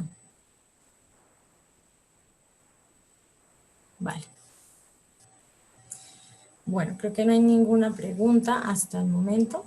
Entonces vamos a ir al descanso de 20 minutos, como ya lo hemos establecido, y regresamos entonces a las 7:40 para finalizar como tal este módulo y dejarles la tareita, ¿ok? Sí, Gilberto, estamos haciendo, este es un repaso gigante de neurociencia. Las células gliales, Sara, son las que le dan soporte a las neuronas, la neurona siendo la unidad básica y más importante que constituye el sistema nervioso, pero la célula glial es la que le va a dar ese soporte, soporte en cuanto a mielinizarla, soporte en cuanto a protegerla, soporte en cuanto a limpiar de pronto en esa materia como tal cerebral, lo que de pronto no deba estar ahí. Entonces, por eso la importancia de esas células gliales.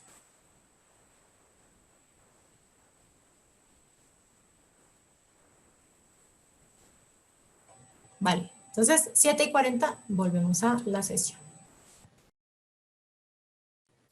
Bueno, regresamos. A ver, aquí ya. Bueno.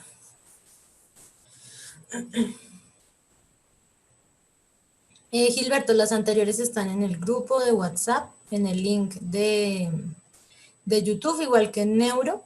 Si quieres, habla con el coordinador que te ayudó a la inscripción y él te agrega al grupo de WhatsApp.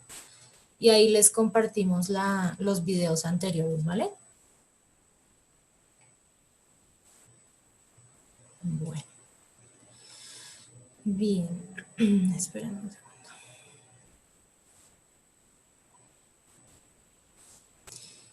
Entonces, ¿por qué es importante la neurociencia para la psicología? Ya para cerrar este tema. Y es definitivamente para optimizar el diagnóstico. Conocer esos mecanismos que producen las respuestas, o sea, las conductas del sujeto son muy importantes y así podemos nosotros precisamente optimizar ese diagnóstico, comprender si eso que está sucediendo tiene una base biológica o no, y pues obviamente eso va a determinar los cambios y los procesos de rehabilitación. Asimismo, nuevos tipos de intervención que van a estar basadas en posibilidades de interfaces, por ejemplo, cerebro-computador o nuevas plataformas que nos permiten hacer un proceso psicoterapéutico o de intervención en ciertas psicopatologías, como la plataforma de la que hablábamos en la sesión anterior, que era Psius, que básicamente pues utiliza esa realidad virtual para hacer ese proceso de rehabilitación o de intervención durante las sesiones clínicas. Entonces, todo esto, obviamente, nos va a dar un aporte y una base empírica que nos permite utilizar esas neurociencias y comprender su importancia a la hora de tratar algún caso clínico, a la hora de tratar algún trastorno o en general, pues a lo que los pacientes básicamente o el consultante como tal va a nuestra terapia.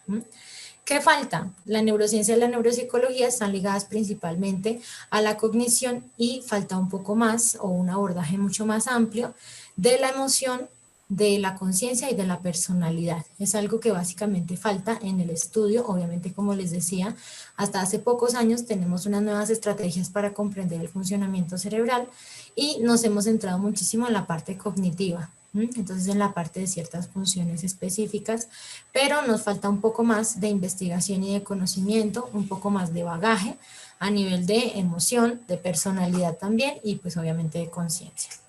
Sabemos más sobre el cerebro enfermo que el cerebro sano.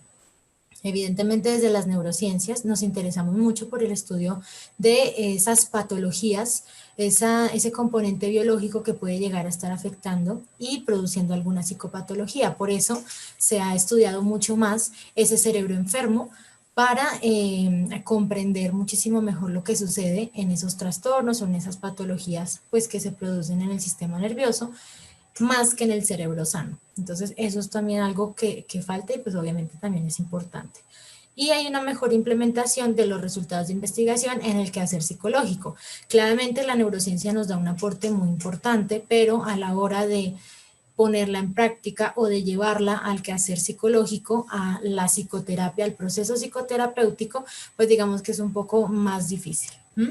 En muchas ocasiones, los psicólogos tal vez no se interesan cuando estamos haciendo un proceso psicoterapéutico, un proceso clínico, no se interesan mucho por este abordaje neurocientífico, pero como ya lo hemos visto y hemos comprendido, las neurociencias nos dan un aporte fundamental para también tener un abordaje mucho más amplio, para poder tener un abordaje diagnóstico mucho más óptimo, mucho más certero de lo que está pasando con el consultante o con el paciente. Y ahí cerramos entonces esas bases biológicas. Como les decía, vimos solamente una pinceladita de esas bases biológicas que explican un poco la conducta y por qué la importancia como tal de las neurociencias para comprender el comportamiento. Entonces, pues hasta aquí básicamente lo revisamos. Tenemos acá, ya vamos a empezar el tema de diagnóstico y clasificación de trastornos mentales. Tenemos dos clasificaciones en general, hay más, en China por ejemplo hay otra clasificación también para trastornos mentales, pero pues obviamente digamos que en este punto solo nos centraremos en estos dos. Tenemos el CIE-10 y el DSM-5, que pues evidentemente es uno de los más utilizados.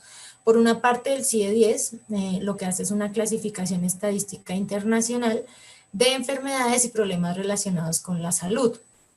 No solamente se centra en problemas de salud mental o en ciertos trastornos de salud mental, sino que lo hace a nivel general con ciertas patologías, ciertas enfermedades en general a nivel de salud. Recordemos que el CIE-10 lo emplea como tal la OMS, es como tal una clasificación realizada por la OMS y tiene una finalidad epidemiológica, ¿vale? Entonces determina cómo es esa epidemiología de ciertas enfermedades, las puede comprender así y evidentemente hace una clasificación de todas esas enfermedades. En el capítulo 5, con la letra F, se ha designado para las enfermedades mentales. Allí, pues evidentemente, comprendemos esa clasificación que posteriormente se hace en el DSM-5 a nivel de nomenclatura. Por eso en el DSM-5 también aparece esa F, porque hace referencia a esa clasificación que también hace la OMS. En este caso, y en el link que está allí debajo del CIE-10, hay información sobre este manual, sobre esta clasificación que hace la OMS, por si de pronto están interesados en revisarla. Está, si no estoy mal, no recuerdo mal, está en inglés, pero la pueden traducir allí al español rápidamente. Por allí no se habla aún del CIE-11, porque es que el CIE-11 se presentó en la Asamblea Mundial de la Salud en mayo de 2019, pero va a entrar en vigor como tal en enero, el 1 de enero de 2022. Sí que ya está, ya se ha planteado, está ahorita también en algunas revisiones, pero sale como tal hasta 2022, por eso aún rige el CIE-10. Y tenemos, por supuesto, el Manual Diagnóstico y Estadístico de los Trastornos Mentales, que lo hace la Asociación Americana de Psiquiatría, y lo que hace es delimitar los principales signos y síntomas para realizar el diagnóstico de enfermedades mentales. En este caso, pues tenemos una clasificación de ciertos trastornos mentales que son conocidos hasta el momento, describe los síntomas, esos signos que básicamente van a determinar esos trastornos, la presencia de esa sintomatología y pues precisamente nos permite hacer un diagnóstico o una evaluación de cierto proceso como tal de algún paciente para determinar pues un diagnóstico muchísimo más preciso. Tenemos aquí también en la parte inferior un link, un enlace que pueden consultar para revisar un poco más de información sobre el DSM. El DSM obviamente cambia un poco su estructura, su nomenclatura, su numeración a medida que van pasando las diferentes ediciones. En este punto pues estamos en la 5ª edición del DSM y hay pues varios cambios con respecto al DSM-4, ¿no? Entonces hay ciertos trastornos que se ubicaban en la misma categoría y ahora son trastornos que también por su componente epidemiológico, por los factores de riesgo y por la nueva investigación pues han pasado a ser trastornos aparte. Entonces se diferencia esos trastornos como tal, que es lo que igual también veremos a lo largo del diplomado. Al final de la sesión, bueno, les voy a enviar un link que es básicamente su tareita y hablamos de los pros y contras, ¿no? Un poco de estos manuales diagnósticos, pero, y ahí solamente por mucho 2 personas, me ayudan aquí. Entonces, ¿son más los pros que los contras del DSM? ¿Qué es lo que nos aporta ese DSM? ¿O solo lo tomamos como un checklist? Pueden levantar la mano. A ver, Angélica, por acá. Recuerda aceptar la solicitud del micrófono. Listo, ¿ahí me escuchan? Sí, te escucho bien, Angélica. Bueno, yo creo que para la parte estadística, por ejemplo, para saber, no sé, cuántas personas debido a sus comportamientos o patologías tienen como depresión, el hecho de que en un manual esté estipulado que es depresión y todo, así que sea más sencillo. Sin embargo, cuál es el problema que yo le veo? Que cuando, por ejemplo, hay personas que dicen, ay, no, yo lo que sé es que yo tengo depresión, yo estoy segura, entonces se catalogan en una categoría, o sea, ellos mismos tal vez, y no piensan que pueden, no sé, o sea, que el diagnóstico no define a esa persona, ¿sí? Entonces, tender a que yo soy solamente entonces una categoría, puede que si no se explica bien al paciente, se esté cayendo en un error. María Angélica, muchas gracias. Gilberto.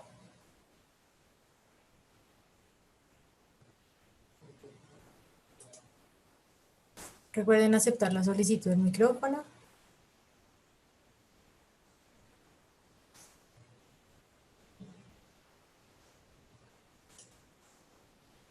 Bueno, mientras Gilberto allí lo activa, Ani Isabel.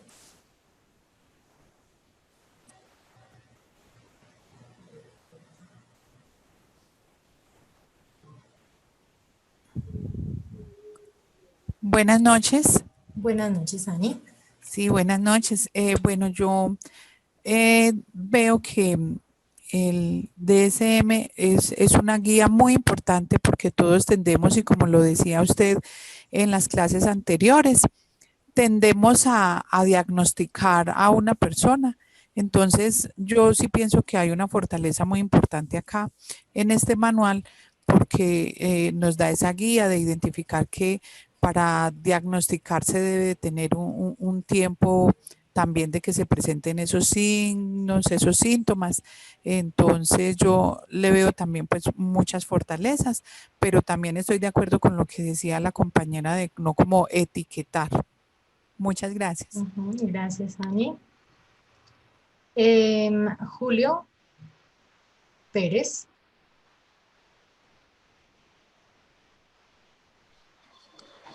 ¿Me escuchan? Sí, Julio, te escucho bien. Ok.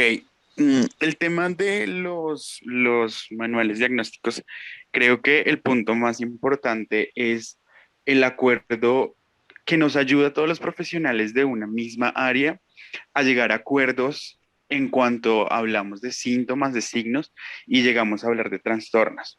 Obviamente el uso de los manuales debe ser riguroso y cuidadoso porque no solamente se trata de un checklist, sino que tiene que ser integrativo a una evaluación completa, a una serie de pasos que se deben seguir para llegar a un diagnóstico puntual en el caso de nuestros pacientes.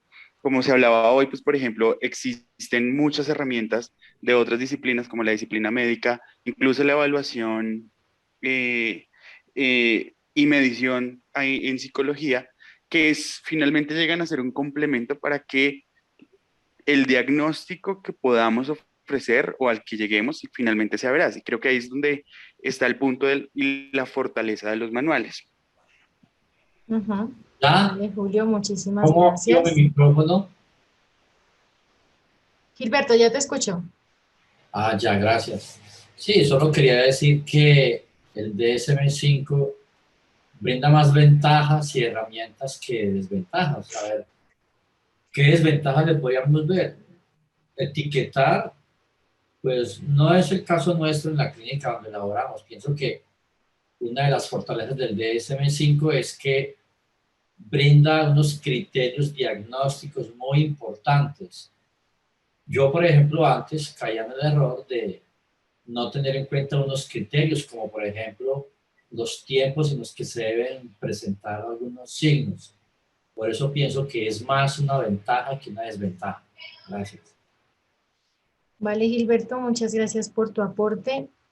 Sí, digamos que tenemos igual como una relación amor-odio con estos manuales diagnósticos, pero también nos ayudan y digamos que como una de esas ventajas es unificar eh, en diferentes profesionales ese diagnóstico que se está realizando. Si nosotros damos un diagnóstico, obviamente basados en unos criterios que nos aporta, en este caso el DSM-5, que es lo que más utilizamos, y es un diagnóstico específico de un trastorno, otro profesional también de la salud mental puede entender muy bien a qué criterios nosotros nos estamos refiriendo, puede dar la información, lo que decía Gilberto, del tiempo en que se ha presentado ese trastorno o esos síntomas y signos en cuanto al tiempo en el que se han presentado.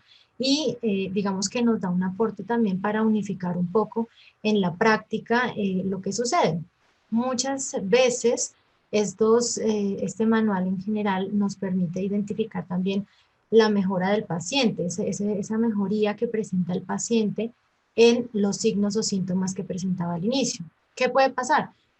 Un paciente fue evaluado y diagnosticado por un colega nuestro, y cuando llega a nosotros y tiene ese diagnóstico, pues ya comprendemos cuáles eran esos síntomas, esos signos y ese cuadro clínico que presentaba el paciente y por qué el diagnóstico.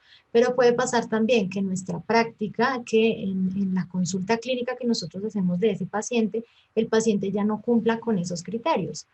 Y por ende, y debido también a una intervención psicoterapéutica y a una intervención clínica muy rigurosa en ese paciente, puede ser también que esos criterios diagnósticos o esos signos y síntomas que presentaba al inicio ya no los esté presentando.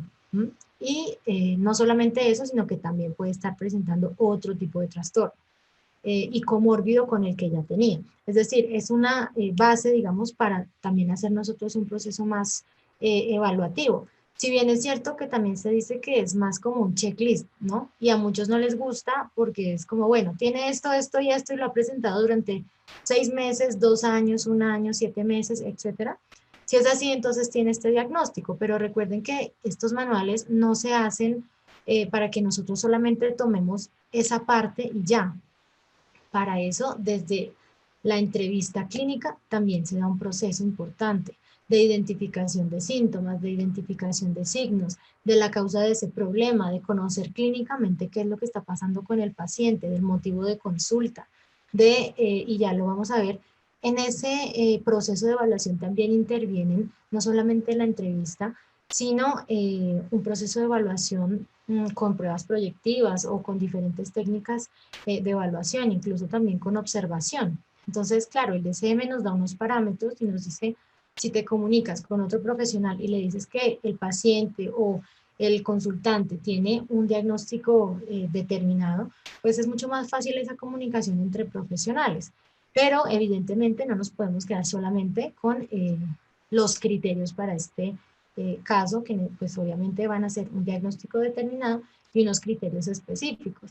¿Qué pasa? Es que a partir de todo lo que conocemos y de todo lo que sabemos del paciente, lo que hemos podido ver en el paciente, evaluar en el paciente, nos ayuda a determinar ese diagnóstico. Entonces, aquí lo importante no es ver ese DSM como el checklist y ya con eso hice el diagnóstico.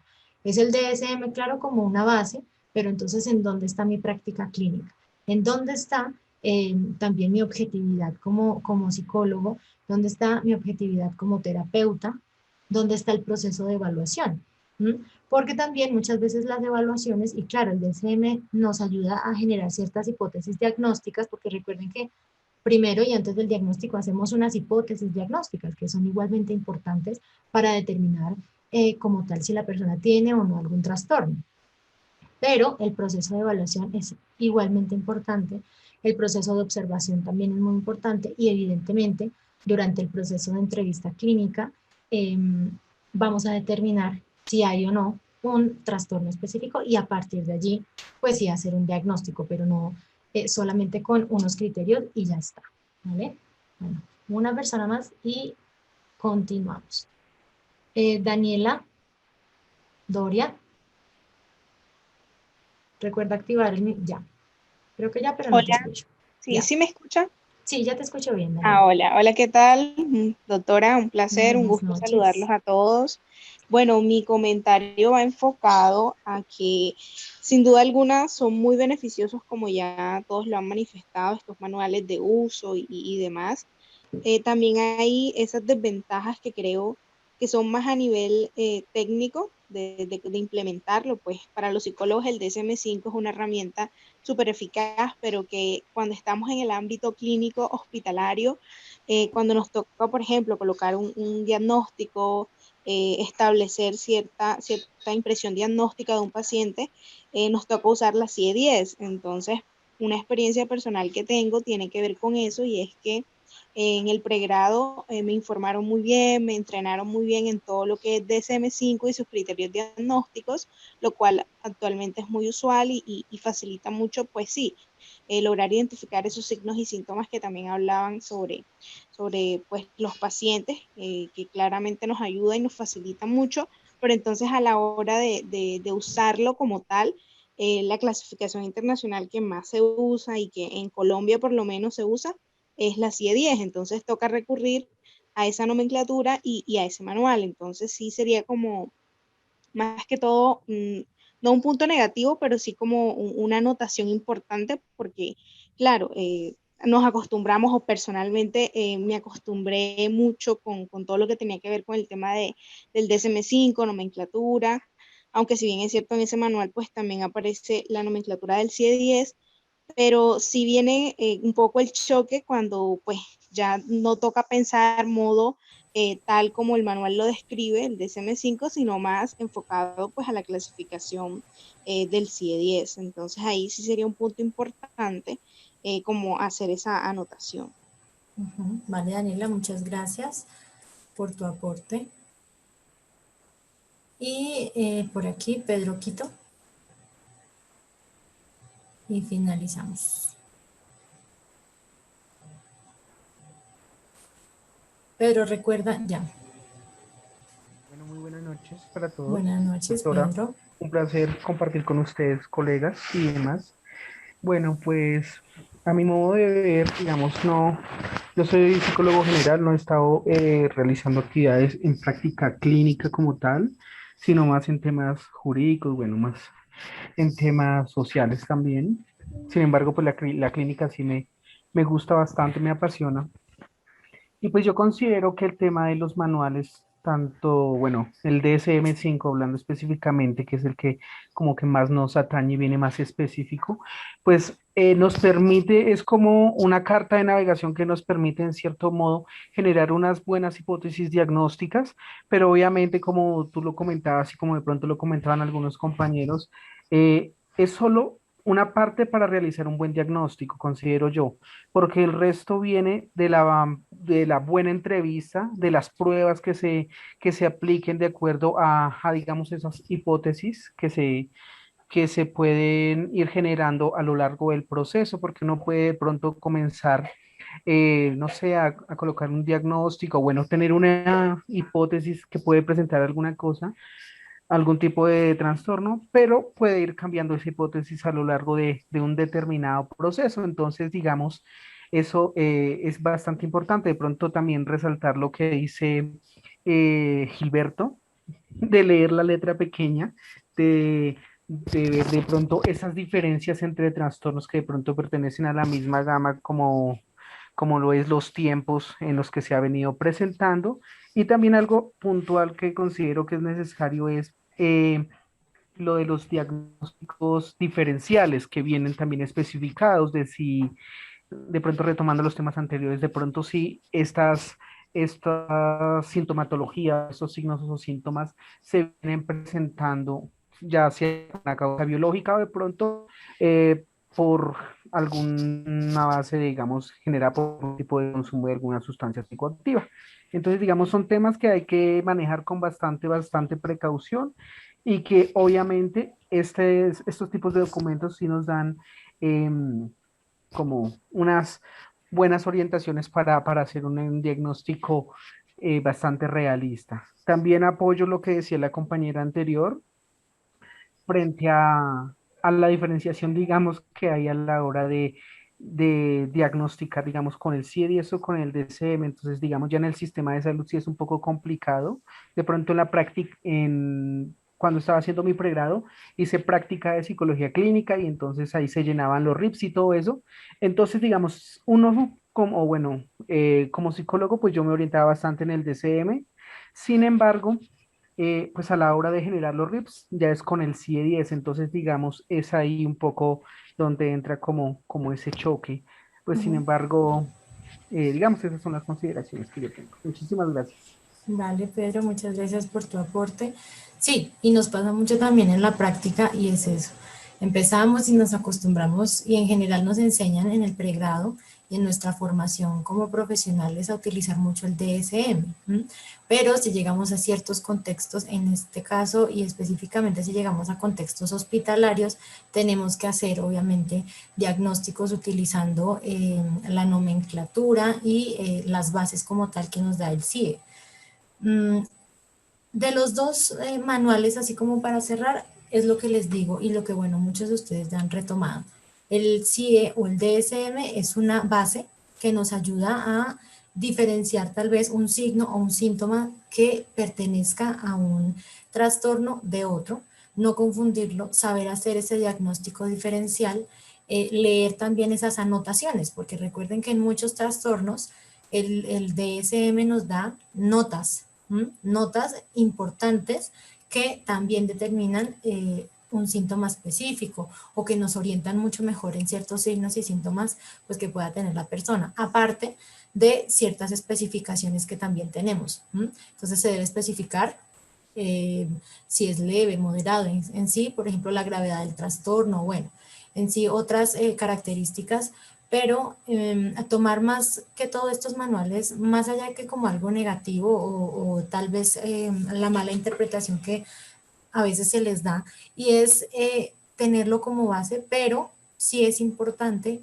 que todo el proceso se realice de una manera integral, es decir, no solamente dejar que el DSM dé el diagnóstico, sino guiarnos con el DSM, hacer adecuadas hipótesis diagnósticas a partir de la evaluación y de la entrevista clínica y de ser posible de la observación en el contexto como tal del paciente, del consultante, y así podemos también determinar unos objetivos realistas, objetivos que le ayuden al paciente pues a mejorar y a lograr los cambios que quiere.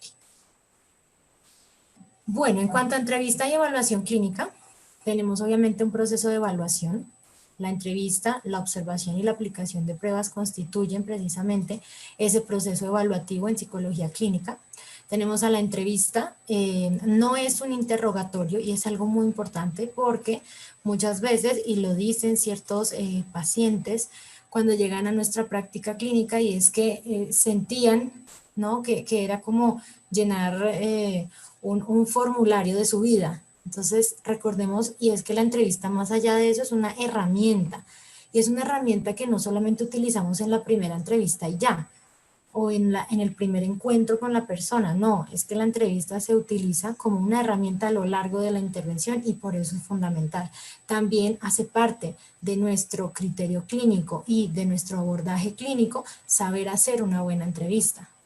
Por eso muchos pacientes tal vez cambian en la primera sesión de psicoterapeuta, porque tal vez esa entrevista inicial que se hace pues no es la más adecuada, o al paciente también o al consultante como tal no le gustó.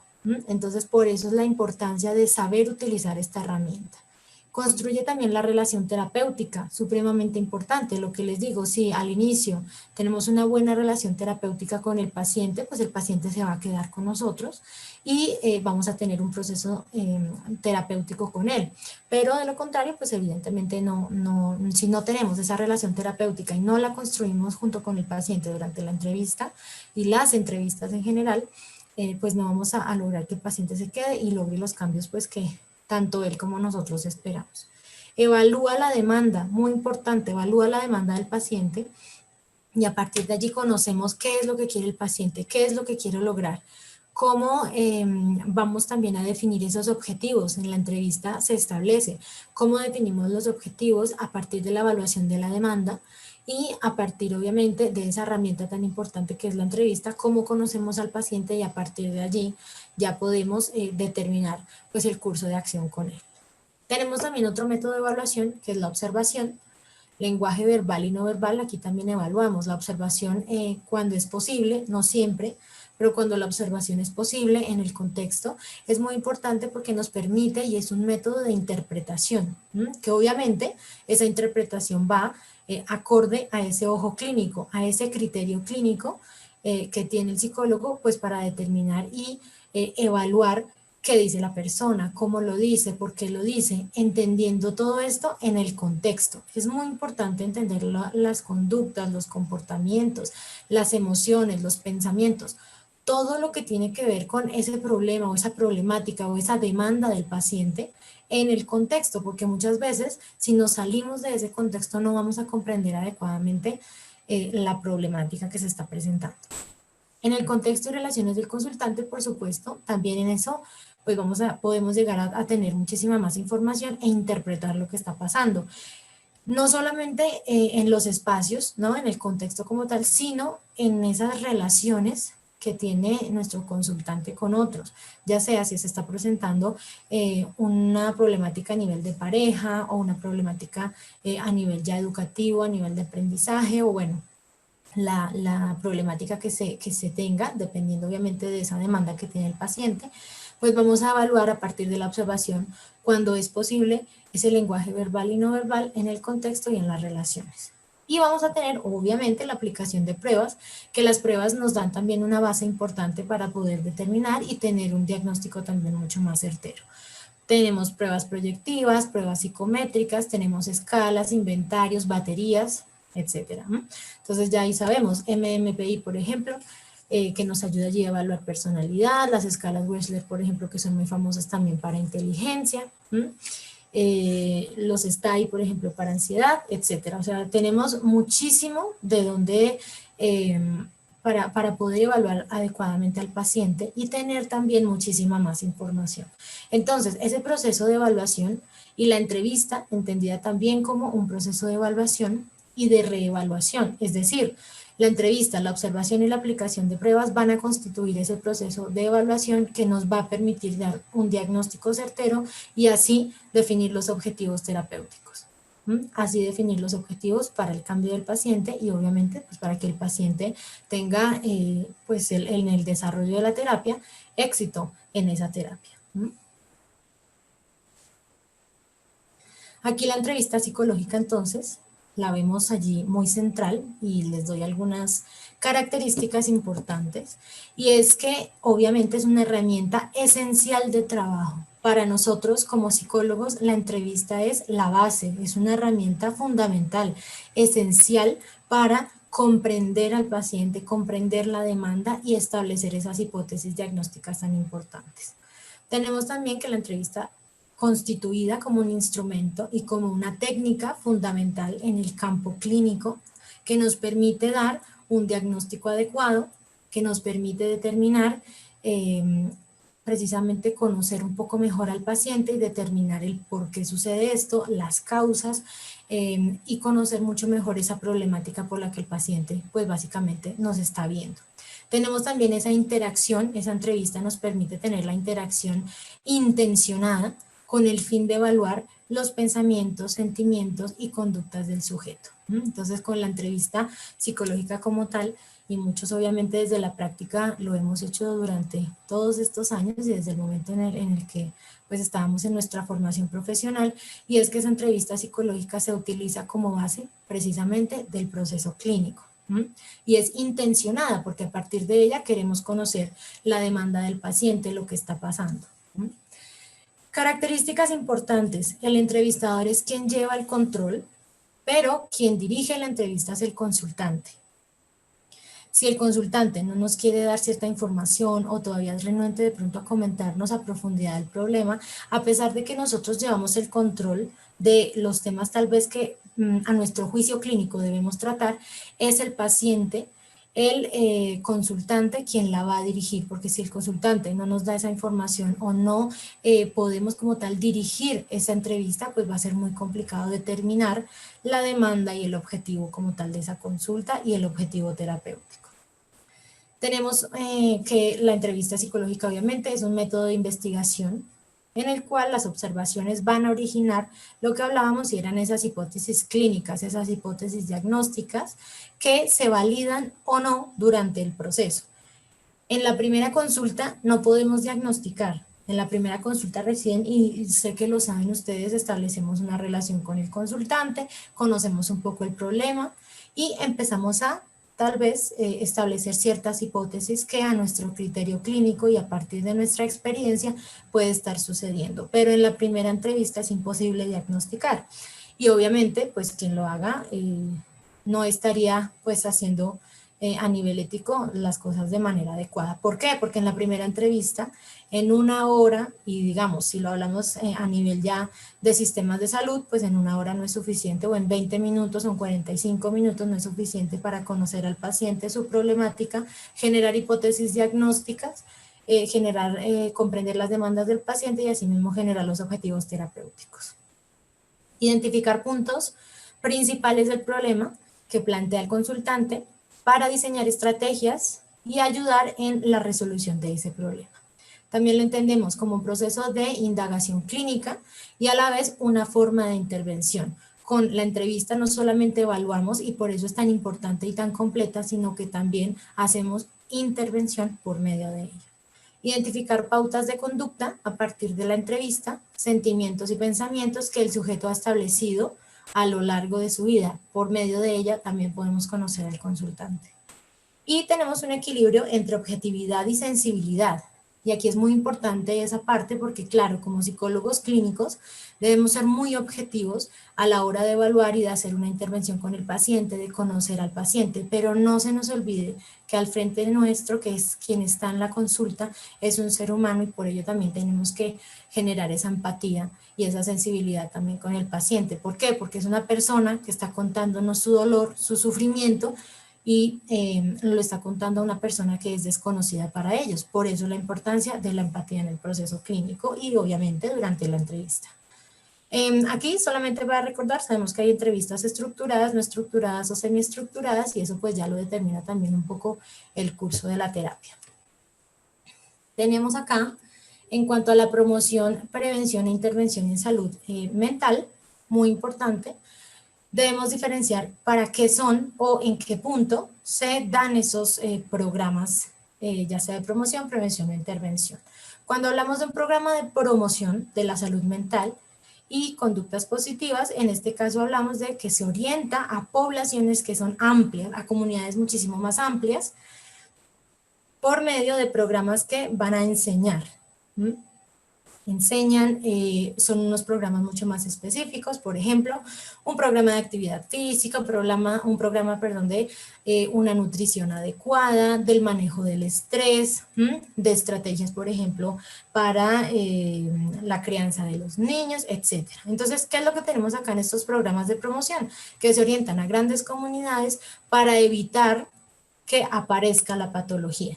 Aquí ya lo hablamos un poco más a nivel general, más allá de salud mental hablamos también de salud física, y esos programas de promoción pues están orientados específicamente a evitar que suceda esa patología.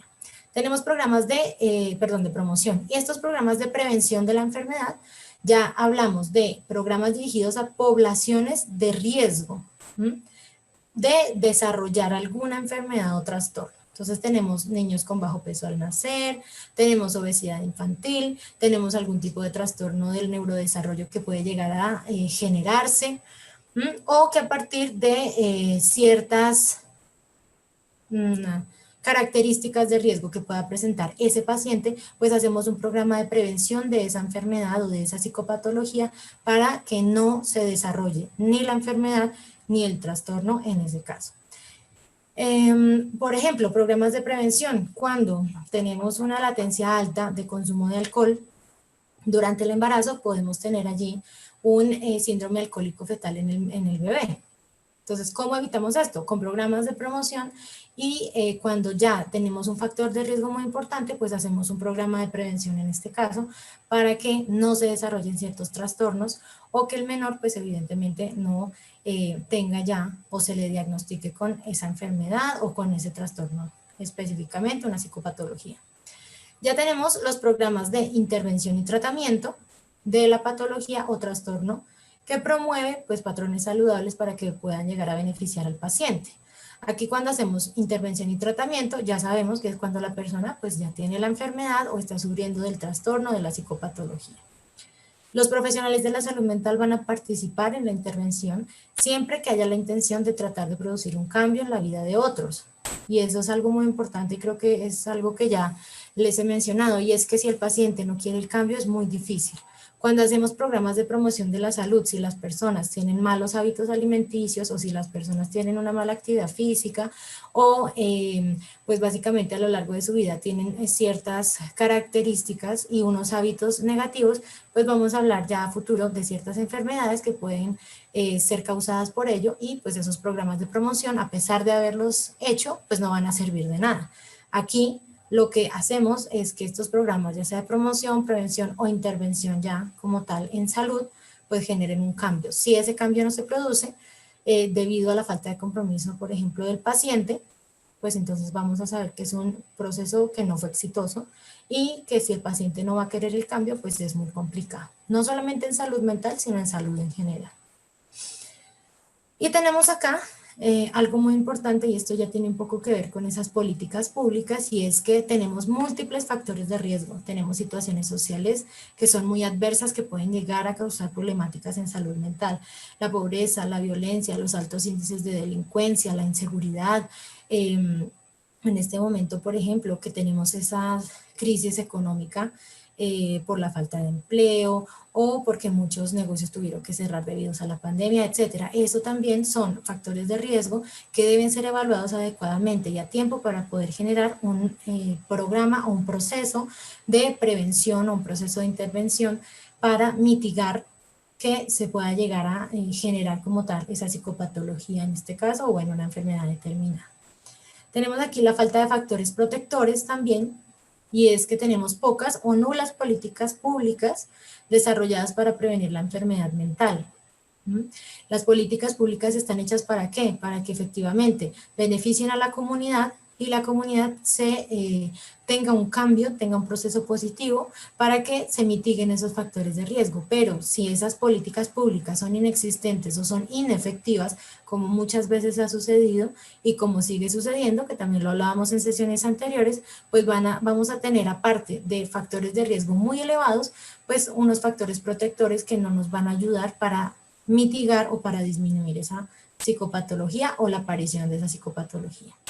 Y tenemos una predisposición a cambiar de una condición mentalmente saludable a una de mayor vulnerabilidad. Aquí hablamos de que ya a partir de diferentes situaciones hay una alta probabilidad de desarrollar una enfermedad mental con todas sus características. ¿Qué implica esto? Cuando nosotros hacemos un diagnóstico, sabemos que, y si lo tomamos desde el punto de vista de los manuales, y es revisar un poco tanto los síntomas, los signos que está presentando, y a partir de la evaluación clínica, pues determinar si hay un diagnóstico como tal, sabiendo identificar muy bien esos signos y síntomas. Pero aquí, ¿qué es lo que pasa? Que ante los múltiples factores de riesgo, la falta de esos factores protectores, lo que tenemos ahora es que tenemos una predisposición mucho más alta a nivel social de padecer una enfermedad mental con todas sus características. Puede empezar la persona a presentar un síntoma determinado,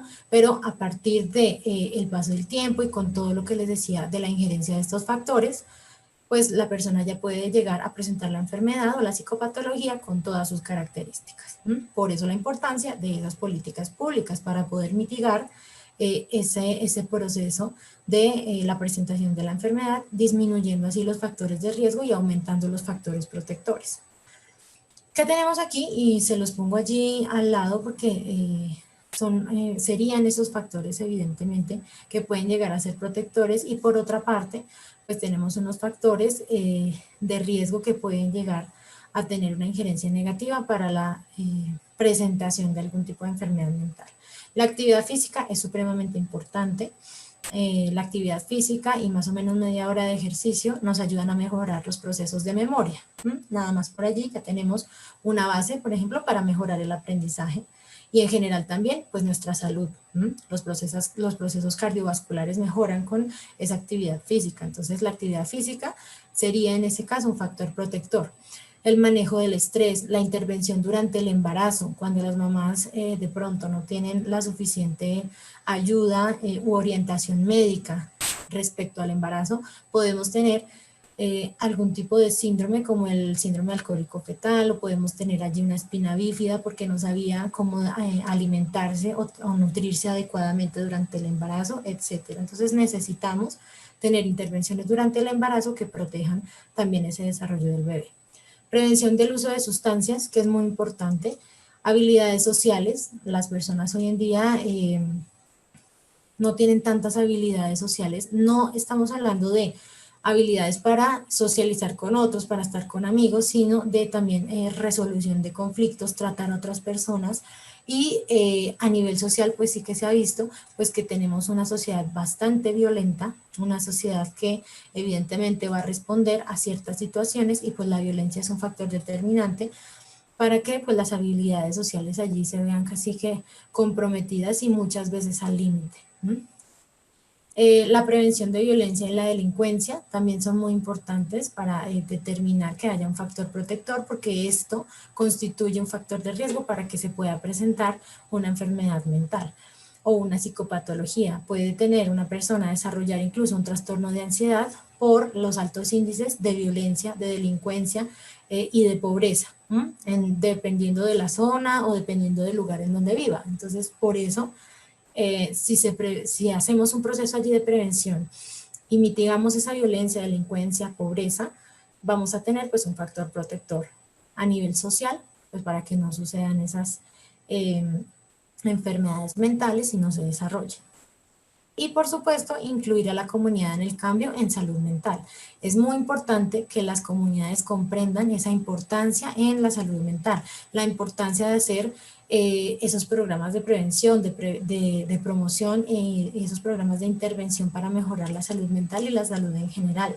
Es importante que las comunidades sean veedoras de las políticas públicas, porque es que a partir de ellas es que podemos lograr ciertos cambios a nivel de salud mental y priorizar esa salud mental para el mejoramiento de la calidad de vida de las personas. Bueno, hasta aquí llega entonces, y con esto cerramos nuestro primer módulo, que era así un esbozo como tal de psicología clínica. Hablamos también de estos problemas en salud mental. Bien. Van a tener entonces, les voy a dejar unas tareitas.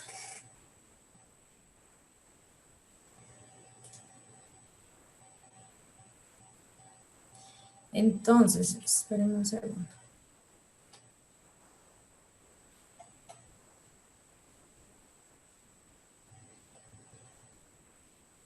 Entonces, este es el artículo que les decía que deben leer, y tiene que ver con esos pros y contras un poco de los manuales diagnósticos, ¿ok? Se los envío por aquí el link Ahí está. Ese es el link del artículo. Sí, ya los envió a WhatsApp, pero es también para que lo tengan por aquí de una vez. Y lo que hacemos acá entonces es revisar ese artículo, porque ya lo vamos a empezar a ver muchísimo también, y los manuales diagnósticos los vamos a empezar a ver mucho ahorita que iniciamos el proceso como tal del módulo número 2, que es psicopatología, y a partir de allí pues ya todos los trastornos que vamos a ver. Entonces, este es el enlace para que puedan ingresar al artículo.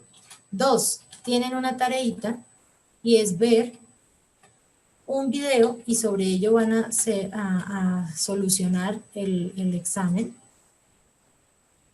Ya les estoy enviando también el link del examen para que lo puedan responder. Es un formulario de Google. En este formulario, allí también está el link, van a encontrar unas preguntas que responden al video que ya les voy a enviar también. Deben ver ese documental. Es un documental interesante. Nos habla mucho sobre precisamente este tema de neurociencias, que digamos que lo pasamos así una pincelada muy rápida, pero nos habla de los conocimientos que tenemos en ciertas patologías. Y por cierto, allí quien preguntaba toda esa parte sexual, también lo aborda en el documental. Allí hablamos de psicopatía, bueno, hablamos de todo este tema a nivel sexual también, en donde están ubicadas esas funciones como tal. Entonces allí está el link del video. A partir de ese video deben desarrollar el cuestionario. El cuestionario estará abierto a partir de hoy, desde este momento, ya se los estoy habilitando, hasta el próximo viernes, perdón, hasta el próximo jueves a las 5 de la tarde. No se les olvide, igual ya les escribo todo en los grupos. Jueves 5 de la tarde. Betty, sí, mira más arriba en el chat, ahí están todos los links. Entonces les envío nuevamente el link del video y asimismo también les envío el link nuevamente del formulario de Google que deben solucionar hasta el próximo jueves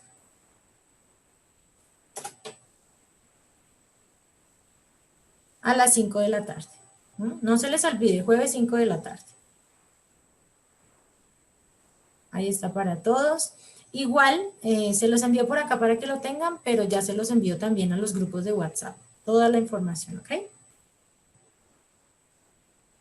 Se los envié por acá, revísenlo, pero igual ya les voy a volver a enviar a los grupos de WhatsApp, tranquilos que todos se los envío también por ahí. Un abrazo para todos, nos vemos entonces el sábado para ya iniciar nuestro segundo módulo, ¿ok? Un abrazo, que descansen y sábado a las 3 de la tarde. Chao.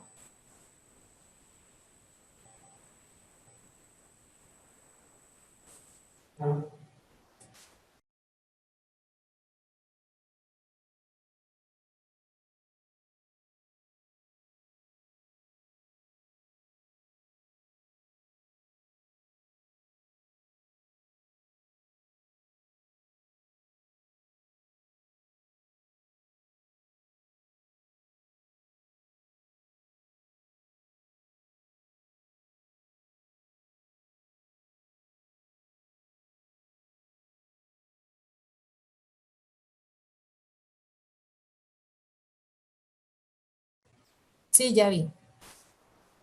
Ya vi qué pasó. Mi error. Mi error, y ya se los estoy enviando ahora sí a todos en la reunión. Confírmenme si les llegó el primer link, que es del formulario. Ya les estoy enviando el link del video. Sí, ahora sí, perdón. Mi error. Ya. Y, un momento. Se los estoy enviando ahora sí a todos porque lo envié ahora en privado en este instante. Ya, se los acabo de enviar nuevamente. Y ya les envío también el link para el artículo que deben revisar para la siguiente sesión. Un segundo. Acá está. Ya, creo que ahora sí tienen los 3 links que les acabo de enviar. Uno del video, a partir del video resuelven el cuestionario y para la siguiente sesión del sábado van a leer ese artículo. Es un artículo muy corto, pero pues también muy informativo, ¿ok?